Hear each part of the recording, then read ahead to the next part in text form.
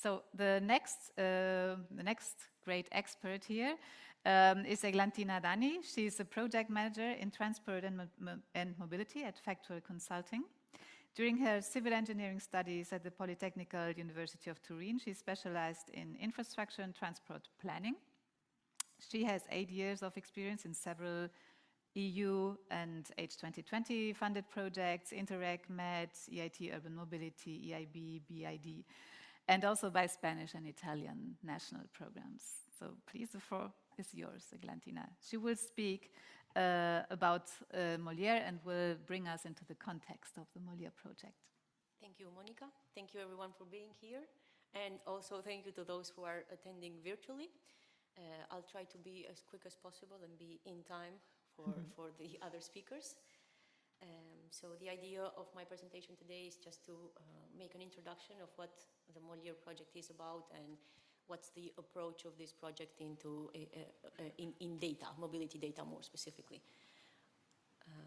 First, just a quick introduction about who we are at Factual. We are coordinating the Molière project, and we are dedicated, and we have different strategic pillars. We work with in foresight, where we delve into the trends of future mobility, knowledge, where we bring in experts in the area of mobility in order to keep our clients and users updated, and well, factory with new products and services, and venturing, where we try to coach as well for mobility startups, and most importantly in this presentation, research, where we do give our impact with mobility projects related and funded by the European Commission, such as, for example, the Molière project.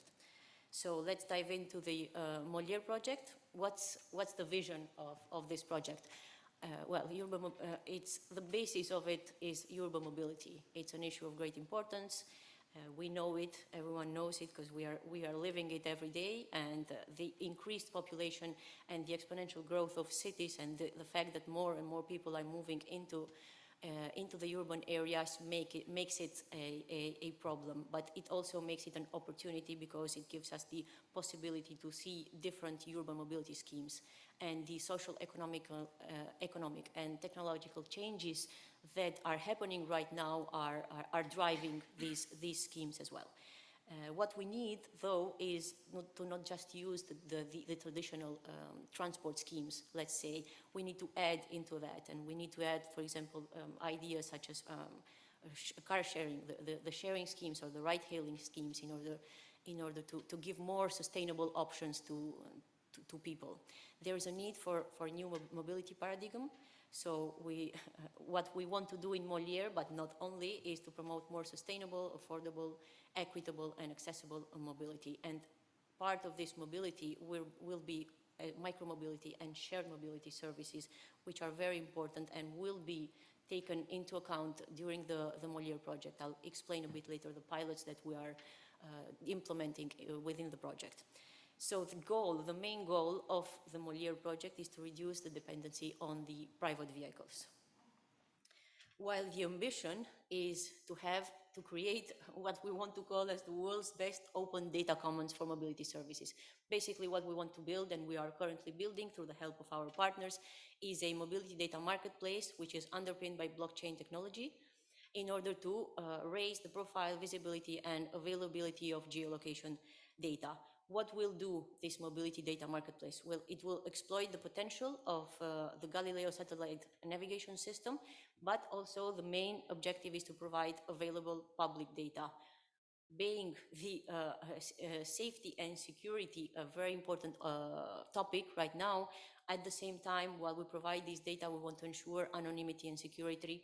That's why we're using the blockchain technology, and our partner from IOMOB, who will be presenting in the second half of this event, will explain even better how this technology works and how we will implement it into the project.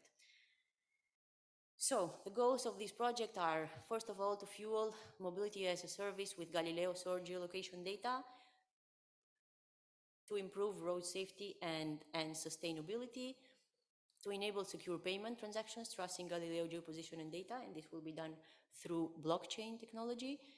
And finally, to nudge a positive behavioral change from users. As we said before, our main objective is to reduce the dependency on the private vehicle. So This is very important as well for the project. This is just an overview of who the partners of the project are. We have partners from Estonia, from Italy, from the Netherlands, from Belgium, and of course from Spain. Most of the partners here are from Spain, and they are collaborating together. We have some of them here today presenting, such as Carnet, who will be speaking afterwards, and ATM, that will be speaking in the second half of the project. Okay, so this slide is just actually just to give an overview and an idea on what the concept of the project is, but more specifically what the concept of the mobility data marketplace is. The idea is to not only capture information but also to use it for the different users. So the information is captured and then it is served as a building block for mass applications. So we can see the different elements here, where we start from the information that we receive from fleets and the different areas of the payment settlement, the node registries, and until where the information goes to the demand partners. And this is something that our technological partner will explain more, will explain better on how exactly this works. Now, our mobility data marketplace has different actors. There are 4 identified as the main actors. The first one is the mobility data marketplace operator, who will be the one who is in charge of the platform and is the central hub for the collection and the exchange of the data between the other actors involved. Then we have the mobility service provider, who will offer service solutions to the end users of this mobility data marketplace. Then we have the service providers, who will offer their services not only to the end users, but also to the mobility service provider and to the mobility data marketplace operator themselves. Finally, we have the end users who will be using the different services offered. And the architecture, this is just to give an overview of the high-level architecture of the mobility data marketplace. There's the part of the application, the mobile software development kits that interact with the user interfaces, and then the core services that are decentralized and have the following functionalities, which are storage, interconnectivity, the abstraction of proprietary mobility service APIs, identity, and different governance functionalities that are quite important in this part. Okay.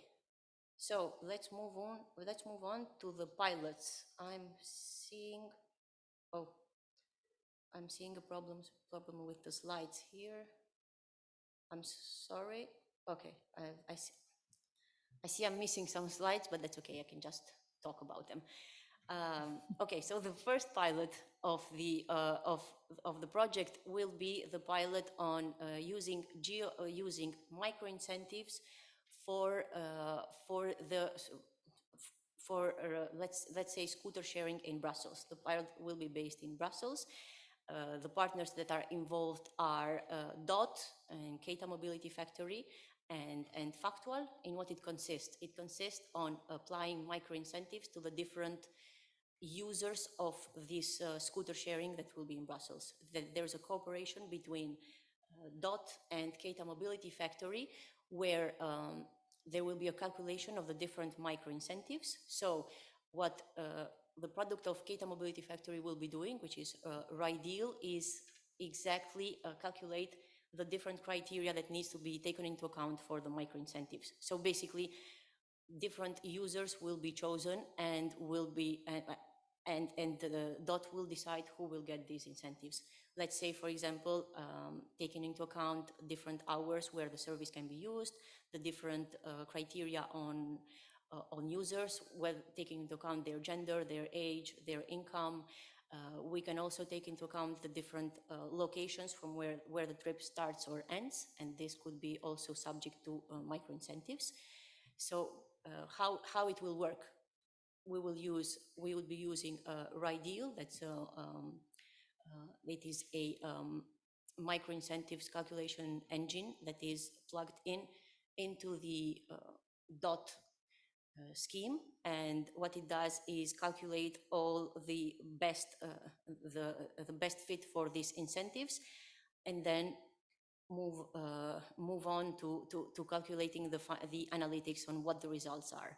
Of course, in order to do this, we would need the subsidizer, which could be a public administration such as the city of Brussels or a corporate in Brussels that is willing to give some incentives in order to see how this works out. So this was the first pilot that we will be carrying out in Molière, and the second pilot that is not in the presentation, but the second pilot is related to using geolocation for car sharing schemes, and this will be done in Barcelona.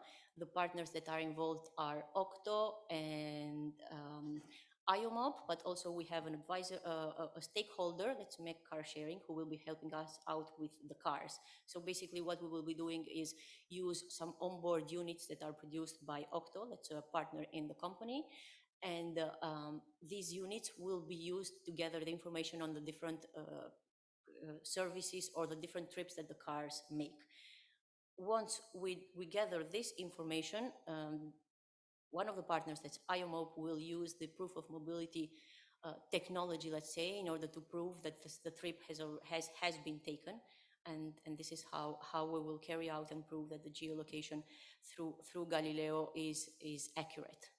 And this is the second pilot. The third pilot is related to DRT services. So that the idea is for DRT service to give us their information on their trips by sharing them through an exchange format. I think it's GTFS, and the idea is to get an accurate location of the different stops of the bus in the DRT service. Why do we want to do that? Well, we know that the DRT services don't always have stops, so the accuracy of the different location services is actually quite important, and we would want to prove that through Galileo it can be done. So these are the three pilots that we're carrying out. For the third pilot with the DRT services, the partner that will be carrying it out is NEMI. It's a new partner of Molière project, who provides DRT services here in Barcelona. And other partners such as Factual and the rest of the partners will be involved as well in making the calculations. Now let's move on to the considerations on data for the project. It's very important. The first one is GDPR. Well, geolocation is very important, and it makes people identifiable. So this, we know for sure that the GDPR applies. So it's one of the main topics that we are considering in Molière. Then we have the fact, intellectual property rights with all the products that we're developing. So we're consolidating and exchanging data through the mobility data marketplace. So we're taking that into account. Also, the mobility data marketplace is a place where different actors are involved. So that we will have different exchanges of data from different people. So we will need to have contracts with each of them in order to make sure that protocol is followed. And finally, well, we are making sure that all FAIR principles are being followed in Molière by making data findable, openly accessible, interoperable, and this is something that's very important, interoperability of data, and promote data reuse. Regarding the data, as I said before, the contracts are very important. We are making business contracts between the data providers and the mobility data marketplace. Those data providers might be, well, the partners of the consortia sometimes, public authority, or other companies that want to share their data with us. An example of that is one of the stakeholders, Mecca Sharing, that is sharing their information with us, and it will be part of the mobility data marketplace. Another important topic when we speak about data is risk management, and we're carrying that out through the evaluation of the three pilots that we're implementing. We do that even to take into account the different and the potential risks for the partners, especially when it comes to the data that they are sharing and how this data is being treated and who will have access to this data. And finally, the ethical challenges. We're taking into account the privacy, the GDPR, of course, Actually, we've done a lot of discussion when we speak about GDPR, because implementing the micro incentive schemes sometimes can be complicated when we want to tailor it to different users, because we'll need to have access to either their location or either their data such as their gender or their income in order to better implement these micro incentives.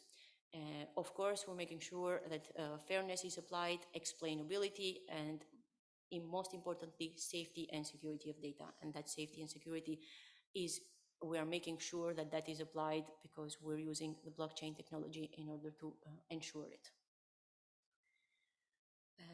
Thank you everyone for following me, and if you want to get in touch with us, you can do so with our website of the Molière project or our LinkedIn and Twitter accounts.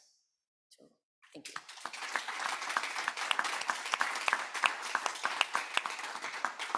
Thank you very much for this great insight into the Molière project, and we're very much looking forward, I think, to the 3 pilots that you are doing and the findings there.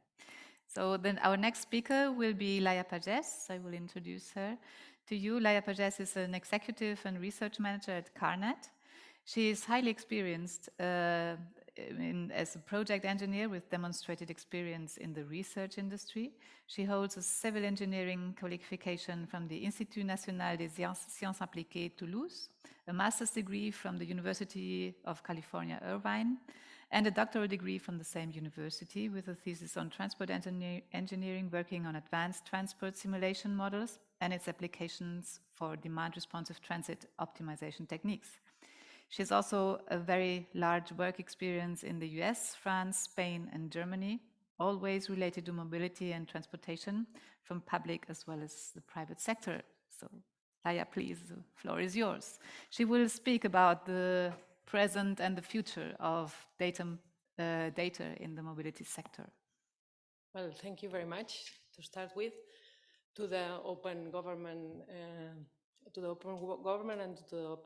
Open Government Week for the invitation.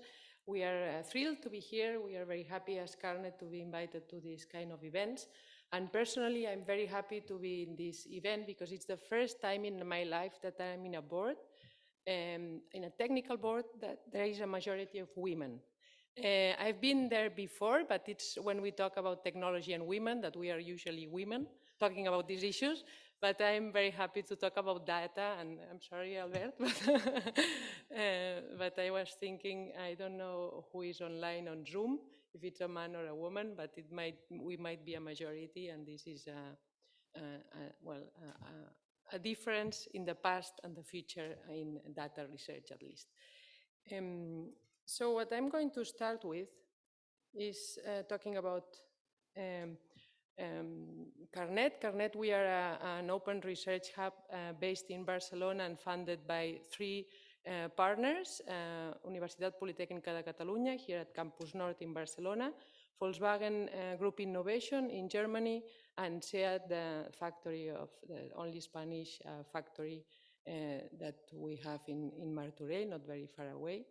I'm going to present in 4 points. First of all, I'm going to do an introduction, who we are, what we do. Then I'm going to talk about the past, the present, and the future. It's short, but I'm an engineer. I tend to do things direct and short.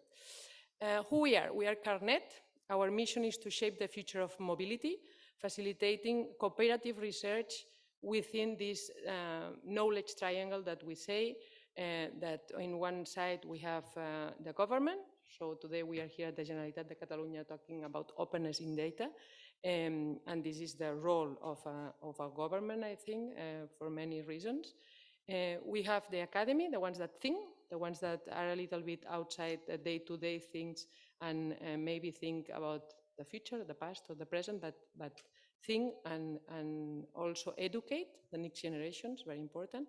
And the industry that pushes so that things are done and move forward. And we are today a tractor of high-level knowledge in experts and in expertise and in knowledge. We are influencing the whole socio-economic mobility ecosystem from CARNET. We are small, but we have quite a lot of resources. We are moving quite a lot, at least in Europe. We are creating a critical mass of future mobility talents with our master's, PhD programs and the influence in the university.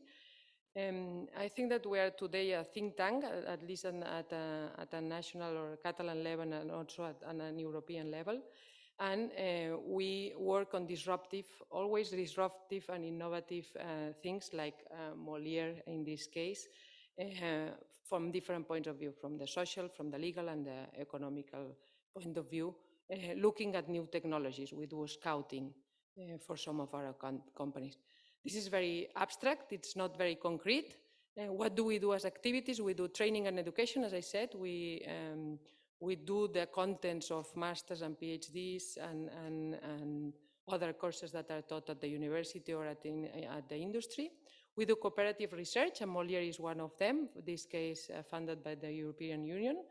We do networkings and we do scouting. So our industrial companies ask us to look for certain technologies and we look for them here in the south of Europe.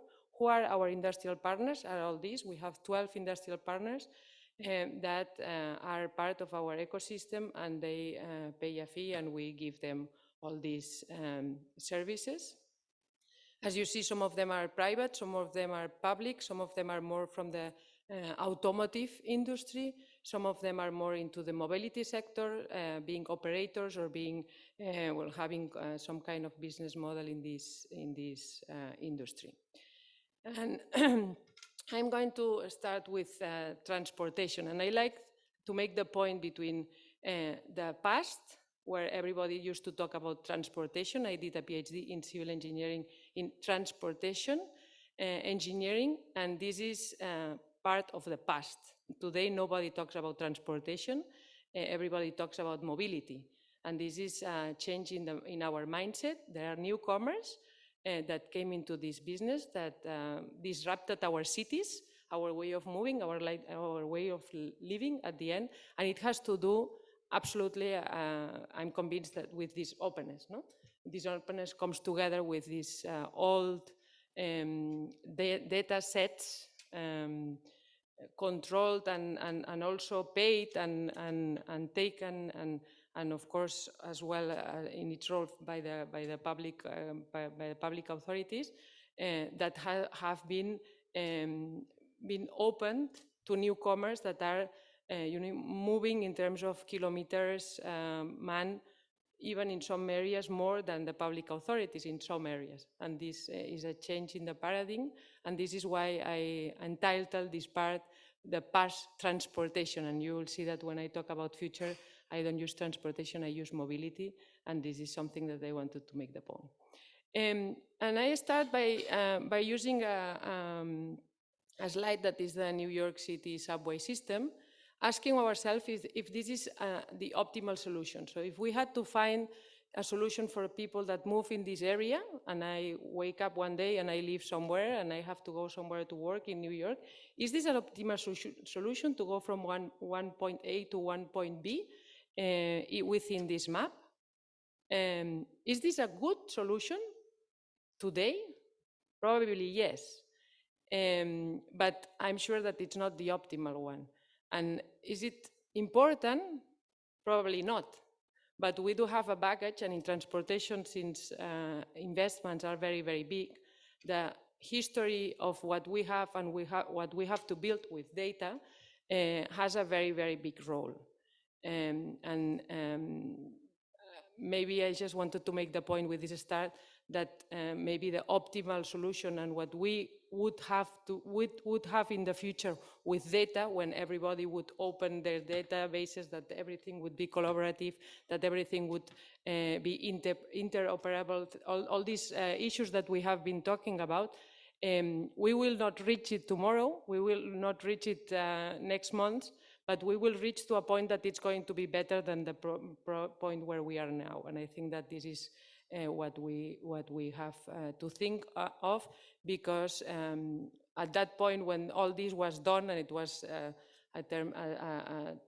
time of decades of planning, of thinking, of data, of surveys probably at that time, of databases that costed a lot of money, a lot of effort. the availability of data was very poor. But we reached a solution that it's maybe suboptimal, but it works. So during the few last decades, absolutely the advances in technology, the increase in computational power, this is very, very important. We don't understand what it means to program where you have to limit the computational power because it would take too long. And this is something that the next generations don't have into mind when they program. And the progresses, of course, as well in data treatment techniques have boosted our data availability. And an example of that is here. You have a real, it's a little bit old, but you have a real origin destination matrix where all demand is served by a shared system of cars. The colors depict the number of passengers in the cars. If it's green, black, there is nobody. If it's and if it's yellow, it's one, and it goes up. And this is something that could be done for a very, very small area when I was doing my PhD 25 years ago. And right now, the advances in technology, the increase in computational power, and the progresses in data treatment techniques allow us to study these issues at a much, much larger scale, which is the reality, because we move probably much more than we did in the past, and our areas of movement is not what I'm showing here, it's much larger. And then it allows us to solve problems that are more real than some time ago. So as I said before, we could probably find a better solution for New York today. But is data the unique solution that we need? If we had more data, we could find a better solution, probably yes. But why do we need this data for? And this is the point that I think that from the knowledge community needs to go on and say, we can have a lot of data, we can have many data than what we have today. But if we don't have fundamental knowledge to know what we need to do with this data, at least at the end, we are just getting more and more information, and the process of this information is needs thinking and needs knowledge to move ahead. So I'm going to talk about the next point, which is that today, and I already use this mobility data research. I think that if I go back to what Albert presented of these three levels of data openness, it is true that research, at least in passenger movement, was open much more than what we had in the industry. It is true. It was we tend to share our new things, and we have a press to publish and so on, and this is true. But it's not yet that we are in the third level. I don't think that we are at the level where we can talk about a completely open data, because there is, of course, the public sector that is there. There are companies that are not willing to share some of their results, and this means their data in terms of movements of people and movements of goods. And then I would think, or tend to think, that today we are in the middle. And you talked about the standards, and this is what I am doing now. There are standards that are American, the IMLA guidelines and NACTO for managing mobility data. This is something that it's a document that sets the principles and best practices for public administrations and the private sector to use this common frame to manage data, to be able to use this data for planning purposes. And as I said, it's an American document done together with the National Association of City Transportation Officials and the International Municipal Lawyers Association, that came at the beginning from cycling. There was a need to get cycling data, and this evolved until this. It's information about travel that is collected using digitally enabled mobility devices or services.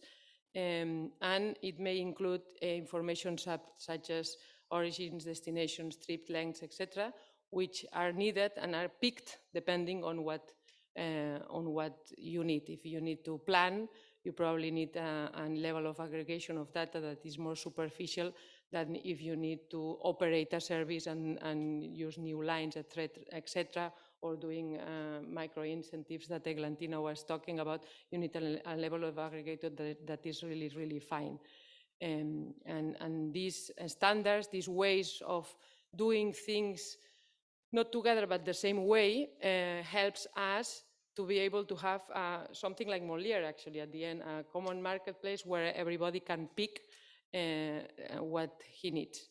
And I'm going to finish today with the principles that I think that Eglantina had as well, that data is a public good, data should be protected, data should be collected purposefully. So what do I need this data for? And then I'll get it. And data should be portable, that, well, this interoperability that we talked about, that it's also very important. And last but not least, I'm going to talk about the future mobility data research. And this is actually the shortest slide, but the one that took more time to write. Because there are thoughts and there is not information that comes from somewhere. So it's just a mix of things that I think that I am convinced that will happen in the future. I think that in the future we will talk about another word that will not be transportation, will not be mobility, will be the inclusion of goods and people. And this is, has started to be done in some research areas with the idea of digital twin. This purpose is not set yet, so we are all very happy to do digital twins, but the next question is for what? And then this is not really solved today. But I am convinced that this is going to be so in the future. At Carnet, we are very transversal, and I work together. I'm a civil engineer, but we work together with, and we work well with architects and telecommunication engineers and people that are in informatics and so on. And the telecommunication engineers always tell us, okay, you transport planners are far away of life. You have your methods are completely out of the date, and you are old people that because we are not so technological. We are civil engineers. We like concrete and we like to build things. But in terms of data, we have this interesting conversation sometimes, because they said, long time ago, when we did not have, or we started having mobile devices, we had a network for voice and a network for data. And this was like that in the telecommunication world. And nobody thought that today we would have one network for everything. And I am convinced that the inclusion of goods and people is going to be like that in the future, because the experts that we have today at the university, either they come from logistics and they have packets in their brains and they optimize the network for packets, or they are in the transportation field, as I did, and we think about passengers and we try to optimize the systems and, so that people get into our buses of DRT and the acceptance and all these things that are important for us. And these two worlds are starting to join forces and work together. So I think, or I hope, that this is going to be one of the future mobility topics, and the way of thinking is going to be in this direction. And then the other point that I think that it's going to be important, and it's not because I'm on the Open Government Week, but is this openness, no? This openness in the very brave, in the very open, and sorry for the repetition, no? But in a very open and open-minded way, breaking the silos of several data owners or data institutions. Standards are going to be more and more applied, and newer standards are going to come. Direct access to raw data, this is a very important point for research, and it's not easy. Interoperability, we already talked about interoperability, and Eglantina talked about that, and of course compliance and Gdpr issues, etc., so that personal information is taken into account in a safe way. So this is what I think that will be the future of mobility data research, that will not be called mobility anymore. We need a new word, but this is going to be for the new generation. So thank you very much. And I'm going to give the word to the next speaker. Thank you. So thank you very much, Laia, for this insight into the research world and your world, like that will now also like be not only with transportation engineers, but also coupled with the others. This is great, I think, to work also together. It's not just the openness, it's also collaborative work that we need here, also in the industry. So I would like to also like welcome, that I forgot before, our participants hearing us via Zoom. There might be a few, and I hope a lot of them, and very much welcome you. And also our next speaker will be here via Zoom, so we will see him here at the big screen. He is Sven Merriwood, and he holds a PhD degree in traffic engineering. He is a senior researcher at Transport and Mobility at Leuven. He is a member of the Data Enrichment Group, and his expertise mainly lies in transportation planning models, traffic flow theory, numerical and statistical analysis, and of various big data. Furthermore, he is coordinator of the international Nubinas H2020 project, and he will talk about this in his presentation, and regularly also acts as reviewer for European calls. So I hope that Sven is available and on the screen. You should hear me now, and I should be on your screen. Can someone tell me if he is already here?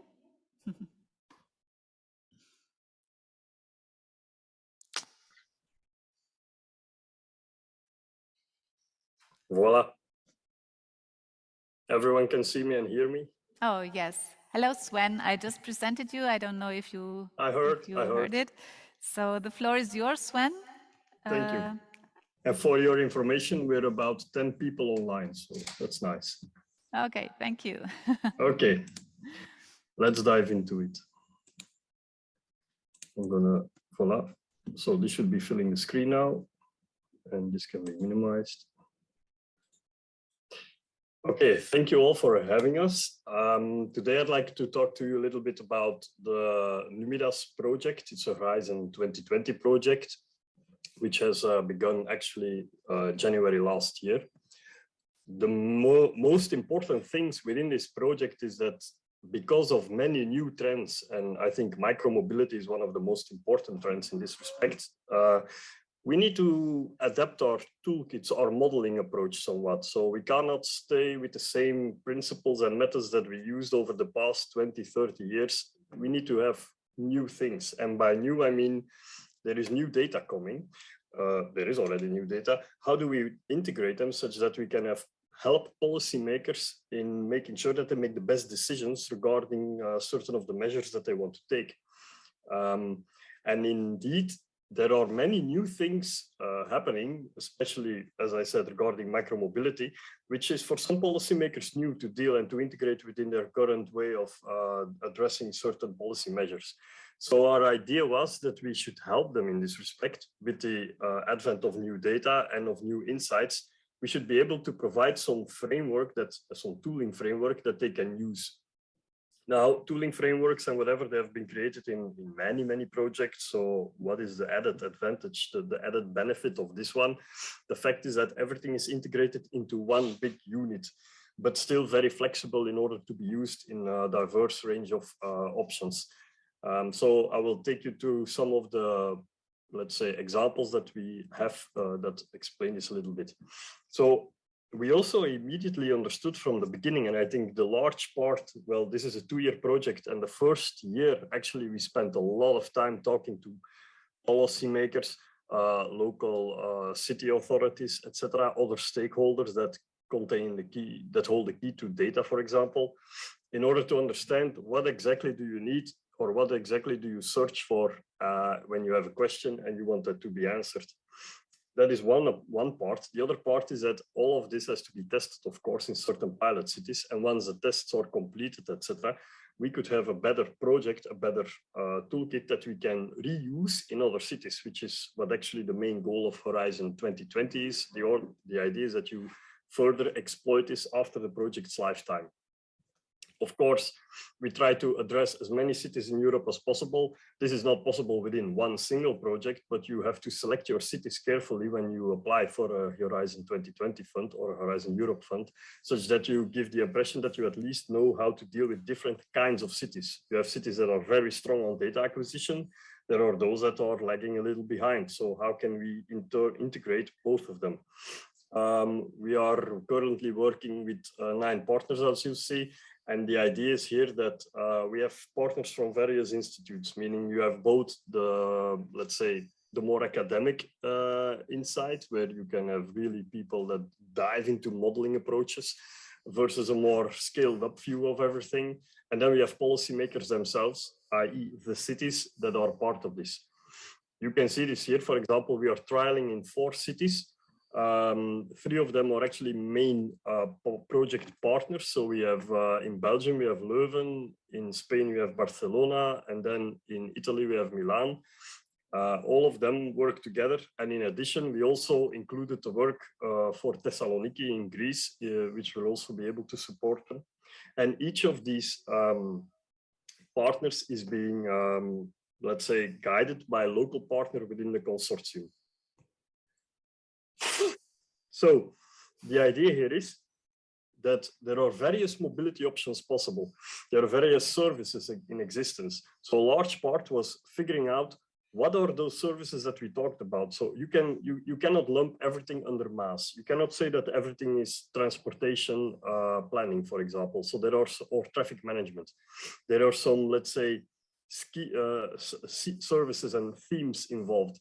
So a large part of our work, and this is also available on the website, was figuring out which are these services that everyone talks about, and can we find some commonalities between them? Because understanding commonalities between types of themes of services helps you to further find solutions to certain problems that may already exist, but that you can solve in a single way. So in that sense, we try to figure out together with the stakeholders and with the cities and the policymakers, what is useful in this respect? What do you want? If we were to present a toolkit that would help you, what exactly should it do? So it's very important that you start from the user's perspective in this sense. Once we have these services, we can start creating what we call use cases. Use cases are, let's put it simply, a specific instance of a service in a specific setting with certain context and a way to apply it. So it's something very practical. To do that, again, we also talked to various partners. We launched surveys. We went to other conferences where we could ask people in large majority how it would look like. And this helped us figuring out what is useful and what we should be focusing our attention to. So the second year in the project, which is actually this year, 2022, is being mostly spent on creating the toolkit, programming all the models, creating the models and making sure that they work, that they are tested with the users, and that they are validated by the users. In the end, we retained 6 important use cases for our toolkit that we would start with, let's say. So this year we will finalize these 6 ones. They are deployed in the 4 cities and they talk about very specific things. For example, the first one is more about micromobility.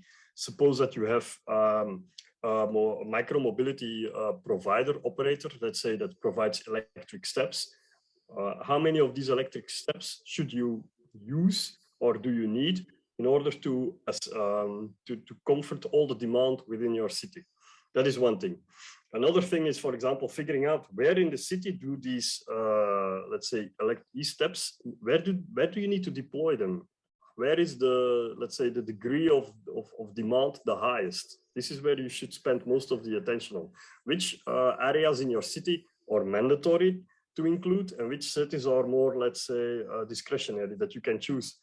This is important input for the policymaker because the policymaker can now say, okay, according to the tool, we needed 1,000 e-steps in order to satisfy the demand. So these are the areas in which you should deploy them, and these are the areas in which you would be able to deploy them, but are not necessarily having to. And this can translate into a tender, which can then be used. Other things are things like figuring out what is the link between air quality versus the traffic flows in a city, or in the specific case of Barcelona, we're also checking whether or not the presence of the port with a lot of cruise ships has an influence on air quality. You see that this is a diverse range, but it's tied together with some commonality, and in that sense, it ends up in the toolkit. Other things are looking at parking spaces, and I will give you an example later on today. And then we also have things like figuring out, suppose that you take certain measures on a city level, traffic management measures on a very high level, what would that lead to on the city, it's for the city itself? So what would it lead to with respect to, let's say, the total congestion in the city? Will it increase, will it diminish, these kind of things? To give you some idea of what is going on behind the scenes, I will present to you two use cases that more or less highlight how this works. So for example, we have the use case one where we like to figure out how do you have to plan shared mobility. That means you need to have demand profiles. A demand profile just specify how many users would use your solution, your service, every hour of the day. And this can be for the entire region, but it can also be specific for certain areas within the region. So it depends. All of that data is being fed into an algorithm. I'm not going to go into the details of the algorithm. Everything is published on the website. But the idea is that at least it gives you an outcome and it tells you, okay, this is the type of information that we need. This is the optimal fleet size that you need. So given the demand for every hour of the day, perhaps a lot of people use them in the morning, but not in the evening. So that means that you need to be able to satisfy the demand in the morning. That is an interesting question because it presents an optimization problem. And this is what we try to solve here. And for example, we can figure out how many of these steps we need, and we can figure out where you need to deploy them, for example. And this information is very useful to policymakers when they are creating tenders. Another example is, for example, the parking. Policymakers, they work like this. You have demand levels and you have let's say the supply. The supply of parking spaces in a city is how many parking spaces are available, both in garages, on street. Let's talk about the public ones for a minute. These kind of exist. Then you also have the demand, which states that how many parking spaces are occupied every time of the day, every hour of the day. The question now is, what if you take measures to change this? What if you take measures to, for example, change the parking occupancies? What happens if you make one street fully free, no on-street parking? What if you want to diverge all parking traffic to, let's say, subterranean parking that is still payable, but how would people react to that? There are many things that are underlying the solution to this, because we're actually dealing with human behavior. So we need a way to capture this human behavior. Luckily, most of this has already been done in the past and studied in the past, either in the world in literature or with some of the consortium partners. Our ideas, and what you see here is a city. We project a grid on the city. We have the parking occupancy in each cell of the grid. And this gives us an idea on how crowded it's going to be there. And we can use that kind of information to figure out where the parking pressure would spread within the city. This is then mapped onto a real physical layout of the city with sectors and everything, so that policymakers know, if I take this measure, this will be the result, and it will lead to overcrowding or undercrowding in certain areas. So to that end, we are working with, for example, the city of Leuven in Belgium to deal with this. Now, all of this only works given that there is enough data. The data that we're talking about has to come from 4 different cities. And we try to get our hands, this is what you typically see in these projects, we try to get our hands on as much data as possible in order to make sure that we can make some useful, let's say, insight, that we find some useful insights within the city. And some cities have more data than other cities. And in addition, there is also a difference in the quality of data. For example, you may get a lot of data, but sometimes the quality is not that high. How do you deal with that? So, and I think it's true for any project, a large part is not just working with the data, but also just figuring out what data is it and how does it look like and what is the quality of the data. So this is a large part that we spend our work on. But in the end, this leaves us and results into a single toolkit.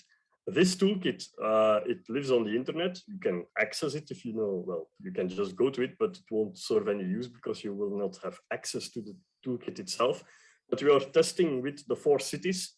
We are testing with also with policymakers in the city that are not directly related to our project, but just to get the user perspective. How do they feel it works, for example? Where do we need to tune it? How do we need to change the interface?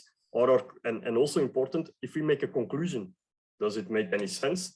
So for example, we have these kind of interesting results, but to someone who is not trained, this may seem like, okay, what is happening? What does this graph represent? There may be a legend, but it doesn't explain it to me.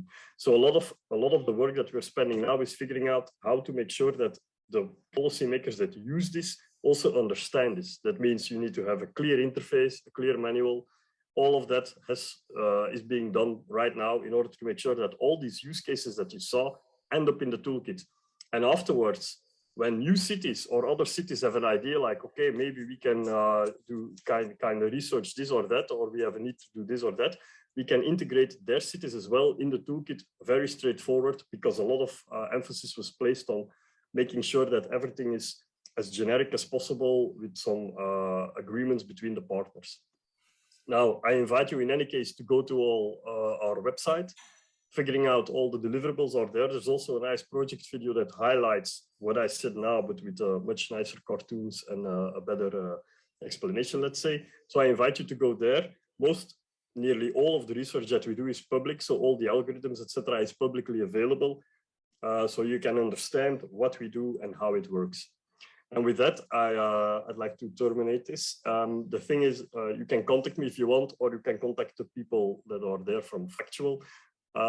We'll also be present at Transportation Research Arena in November, and more shortly in 2 weeks, I think, in Toulouse at the European Congress. So thank you for listening to me.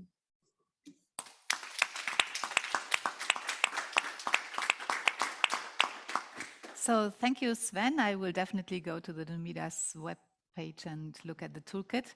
And I hope that you will be there also later for the Q&A session, because I hope that there will be lots of questions. We now make a short break of about 15 minutes, I propose, so that we see each other again at 11:30 here. And so you can have some coffee or a bio break and discuss the things that we heard, and later we hear another 4 presentations and have the Q&A session with you all. Thank you very much. Allow us to make our daily basis decisions on mobility. The Transport Authority is front and center to ensure this end-to-end interoperability as a central part for the frictionless experience for users, as a source of data and as a key ground between existing and new players, because we have to be taken into account that what we understand by public transport is now also under transitioning, as there are very increasing service providers coming from the private sector that are giving and delivering services that are to the public. So if we want to central the point of today, we have to take into account that we come from a long history of managing offering, and we have to transit into an environment of managing demand. Demand has been creating a pressure in the ecosystem, on the organization, not only to optimize the operations, but to transform. We are aiming to transform the model by which people move on a daily basis, but not only on a daily basis, also in what we call a front model. A front model is the acronym of a fair,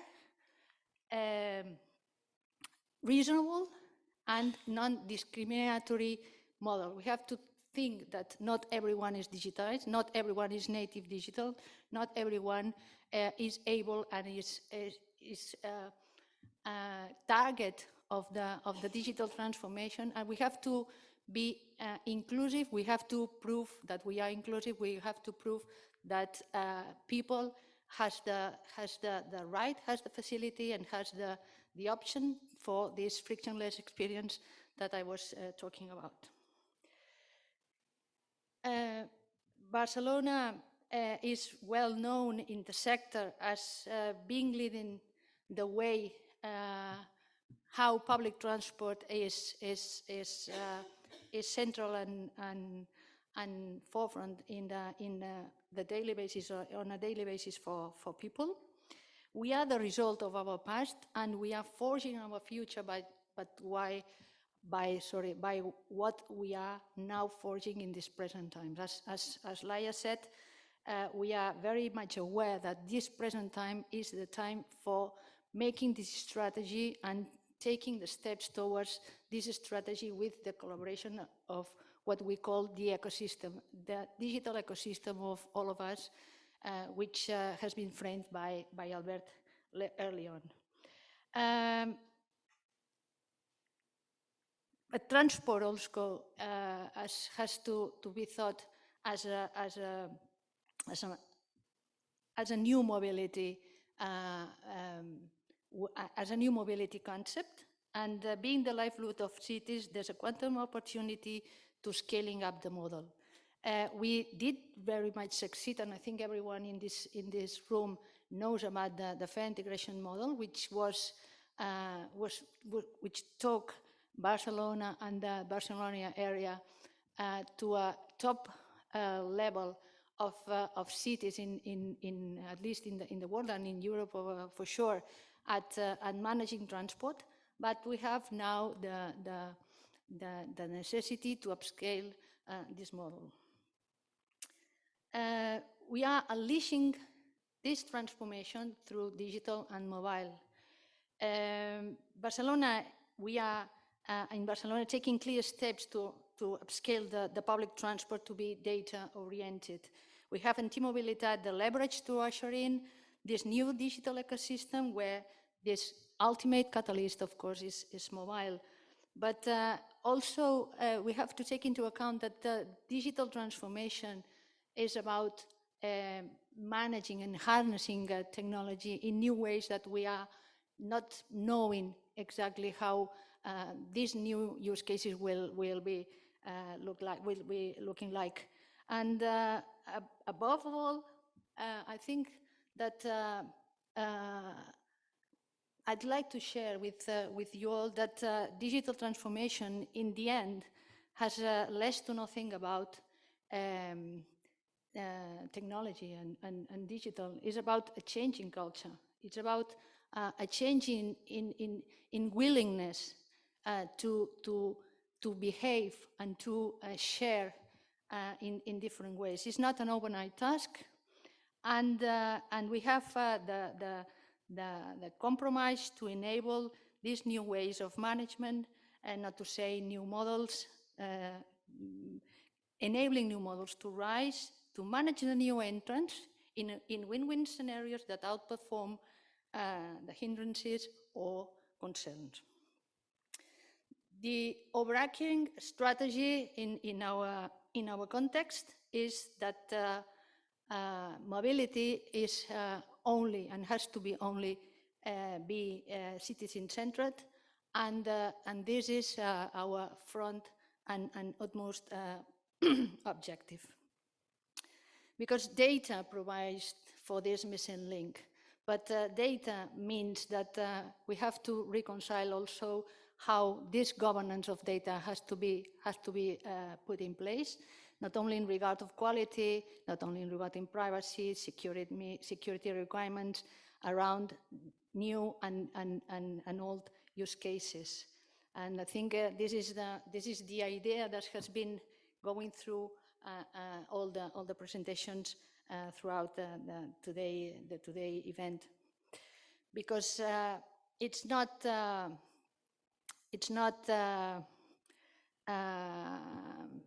new, but not everyone really understands that data is really an asset, and that never before a huge diversity of different sources of data were in place, where should be able to make that strategic decisions are taken with accountability, with clearness, and thus requiring combining internal and external data in a way where connectivity overperform ownership. It's again the same idea that we all share about this. We find in the sector of public transport and mobility that data is everywhere, and mostly, and I think the most part of the data is location-based. This is why ATM has been aiming at participating at the most important projects where we can say our word, where we can show that we have specificities that are not covered by the existing standards already in place, because new kinds of data are to be managed just for us to be able to deliver new opportunities, new service model, new services, sorry, and clear actions had to be done in this area, collecting the right data, inventorying the data as assets, setting standards where standards are in place, or trying to forge new standards to be coming out from this management, and of course this security and this reliability that data has to be assuring. As of now, data takes a critical part in all current projects and programs that we are now under the rolling out. Sorry. First of all, I'd like to mention that we are managing the Observatory of the Mobilitat of Catalunya, which is related to mostly to static data which is to be used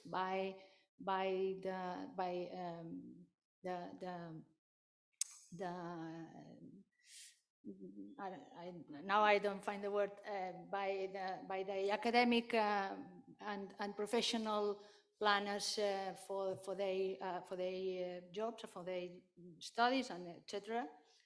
We also are very much involved in the public transport fair integration transition into new technology, but also new fare systems for the future, because we are very much aware that this kind of offerings has to be upgraded, upscaled into new forms of being able to provide for new products and new ways to easy this access to the public transport in general, much more, let's say, fit for purpose, and the purpose is also always to easy up this access to public transport. Another project which are really interested for me to explain is that we are also under the upgrading and the launching of a new fleet management as a service, a fleet management service platform for operators that ends up at being able to have accurate and to have reliable real-time information for users, for them to make the right decisions in their mobility decisions on a daily basis. This is really important for us to understand that this kind of data is going to be useful for enterprises and for agencies to manage their own fleet, but also in the ultimate objective for end users to have more, as I say, more reliable data to make decisions upon with, and to be able to make their journey much more reliable and much more comfortable. Also, we are in the process of completion of service management processes which are complementary to the transit and to the public transportation offering, which is launching a low emission zones management, because we all are focusing on making private car less important in figures, just to fit for the purpose of the European 2030 green agenda. And also, last but not least, we are under the process of defining how our role at the mobility as a service environment we can contribute to this scaling up of the public, of the integration of the public transport that we did 20 years ago. The unique goal, as I said, not to forget, is that these projects are citizen-centered and that they are public values driven. This is really a part that I'd like not to forget, and that you understand that we, as representative of a public sector, we have to drive for public values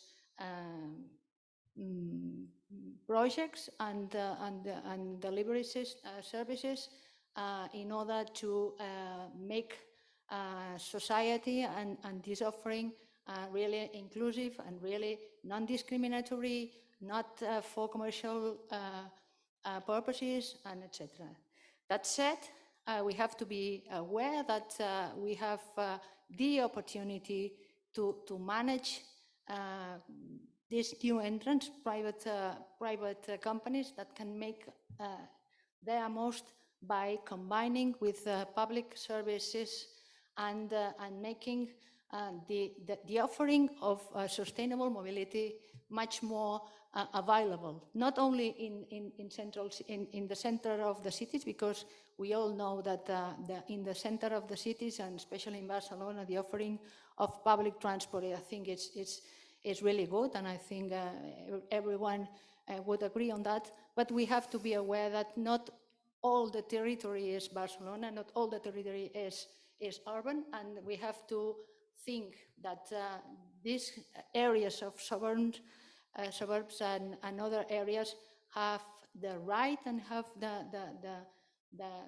feasibility to be granted this kind of services available to everyone.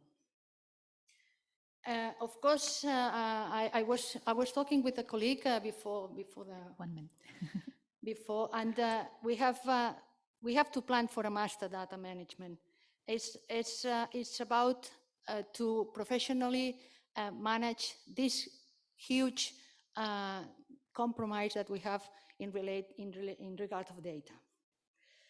Reconciling data scenarios coming from Europe, Albert also talked about that, and we have to aim for this contribution to the European strategy for data, which in the ultimate, eventually, is the objective is to make a seamless experience and cross-border experience for European citizens. We have legal instruments that will help us assure this framework to be a reality, and mass being the epitome of the transport mobility digitalization. Another thing that we should take into account in regard of data is that data will help us and is the key to allow for a level playing field. It's essential that this level playing field is defined, because we, as public transport, and with the commitment of all the stakeholders, the stakeholders that make up the Transport Authority, which are administrative bodies, but also operators and also other entities, have to orchestrate and play together in this ecosystem. So this level playing field, which is not, I think, from my experience, one of the objectives that every city has now in this moment, because we come from an ISO, a reference, which was for an interoperable fair management system, but nothing has been set in regard of the level playing field in this digital mobility ecosystem of ours that we are aiming for the future. I'm already finishing, because you will see that the roles in this smart ecosystem just are increasing and increasing. New use cases that we are not having response to in regard of data, in regard of interfaces, in regard of APIs. And that's why we have in Molière and the underpinning of blockchain and the underpinning of location-based data a pillar for our daily job. As I said, there are already challenges and gaps to be filled, and this is at least a list of guidelines that should be addressed by this digital ecosystem of sharing and the framework, the general framework of openness in regard of mobility. And as final thoughts, I'd like to give you the idea that provided that real data or data is a task that is really expensive, or so far has been really expensive, and not only in regard of financing, but also in regard of getting the right data to make decisions from that data. Gardner says us that this synthetic data will completely overshadow real data in the future. And we have to take this very much into account, because it's much more easy to have this data available, and how we are going to manage this data, because the dexterity gap, which is the ability to harness the technology and the data processes, are to be put in place in order to enable for capacity and enabling for options in the ecosystem. And also not to forget that if data is the answer, who's there making questions about how algorithms are working? We have to be very aware that this is an objective to point to. We need for algorithm transparency in order to fulfill this non-discriminatory world of ours, in order to be really harnessing how data is managed. And we have the right as users to be able to rely confidently in how these algorithms are functioning. Starting from the root plan, which seem to be really innocent, let's say, in our daily lives. But I'd like to point to this question. And the last thought to share with you is that the role of PTAs are under changes, and very critical changes and challenges in order to take this lead in the mobility ecosystem, to assure that this mobility acts as an ecosystem, to be assuring that the end user has the complete offering on the palm of their hands, with reliable information, with reliable data, which will help making their decisions. But not only this, we have to be able to propose that private companies and in a B2B concept are able to make these businesses, are able to enter the market dynamically and to leave the market if there's no more interest, but and this is something that at least it's doing the framework of this new mobility. Public and private partnerships put in place in a collaborative way and with the capacity of making this a reality. Thank you very much.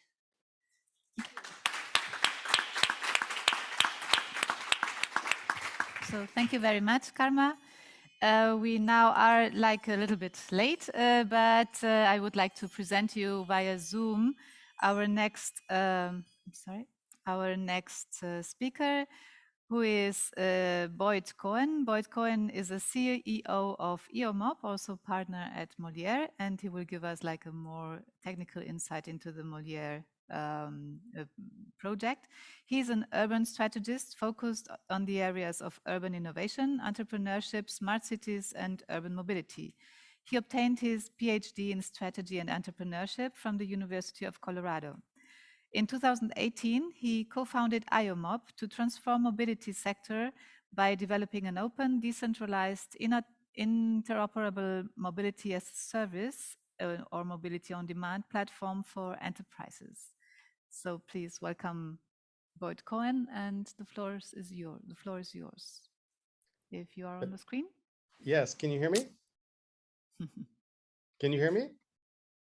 Yes, we hear you, but we don't see you. Okay. I was sharing my screen and my video's on. So I'm not sure why you don't see me yet. I think maybe they're not projecting my image. There they are. Yes. Yes, now we see you. Thank Gotcha. you. So it seems like I always follow or join Karma on these panels. So she's hard to follow. She's a powerhouse in our region in Catalonia. I would actually be there physically today. I was supposed to be, but haven't been feeling great the last couple of days. I don't have COVID according to the test results, but just to be safe, I'm in my house in Sant Cugat. So you already heard about what we do. We're called the Internet of Mobility.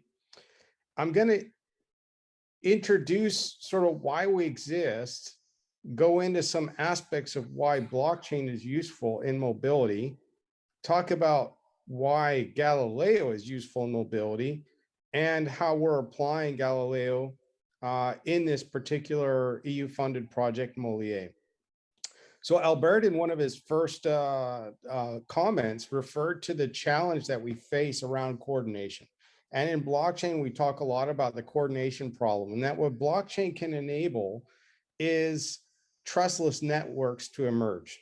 So as we know, public transit agencies are not always friends with, ride-hailing companies, and micromobility companies don't always want to be in the same ecosystem with their competitors, and users have different expectations. So you have a coordination problem in transport.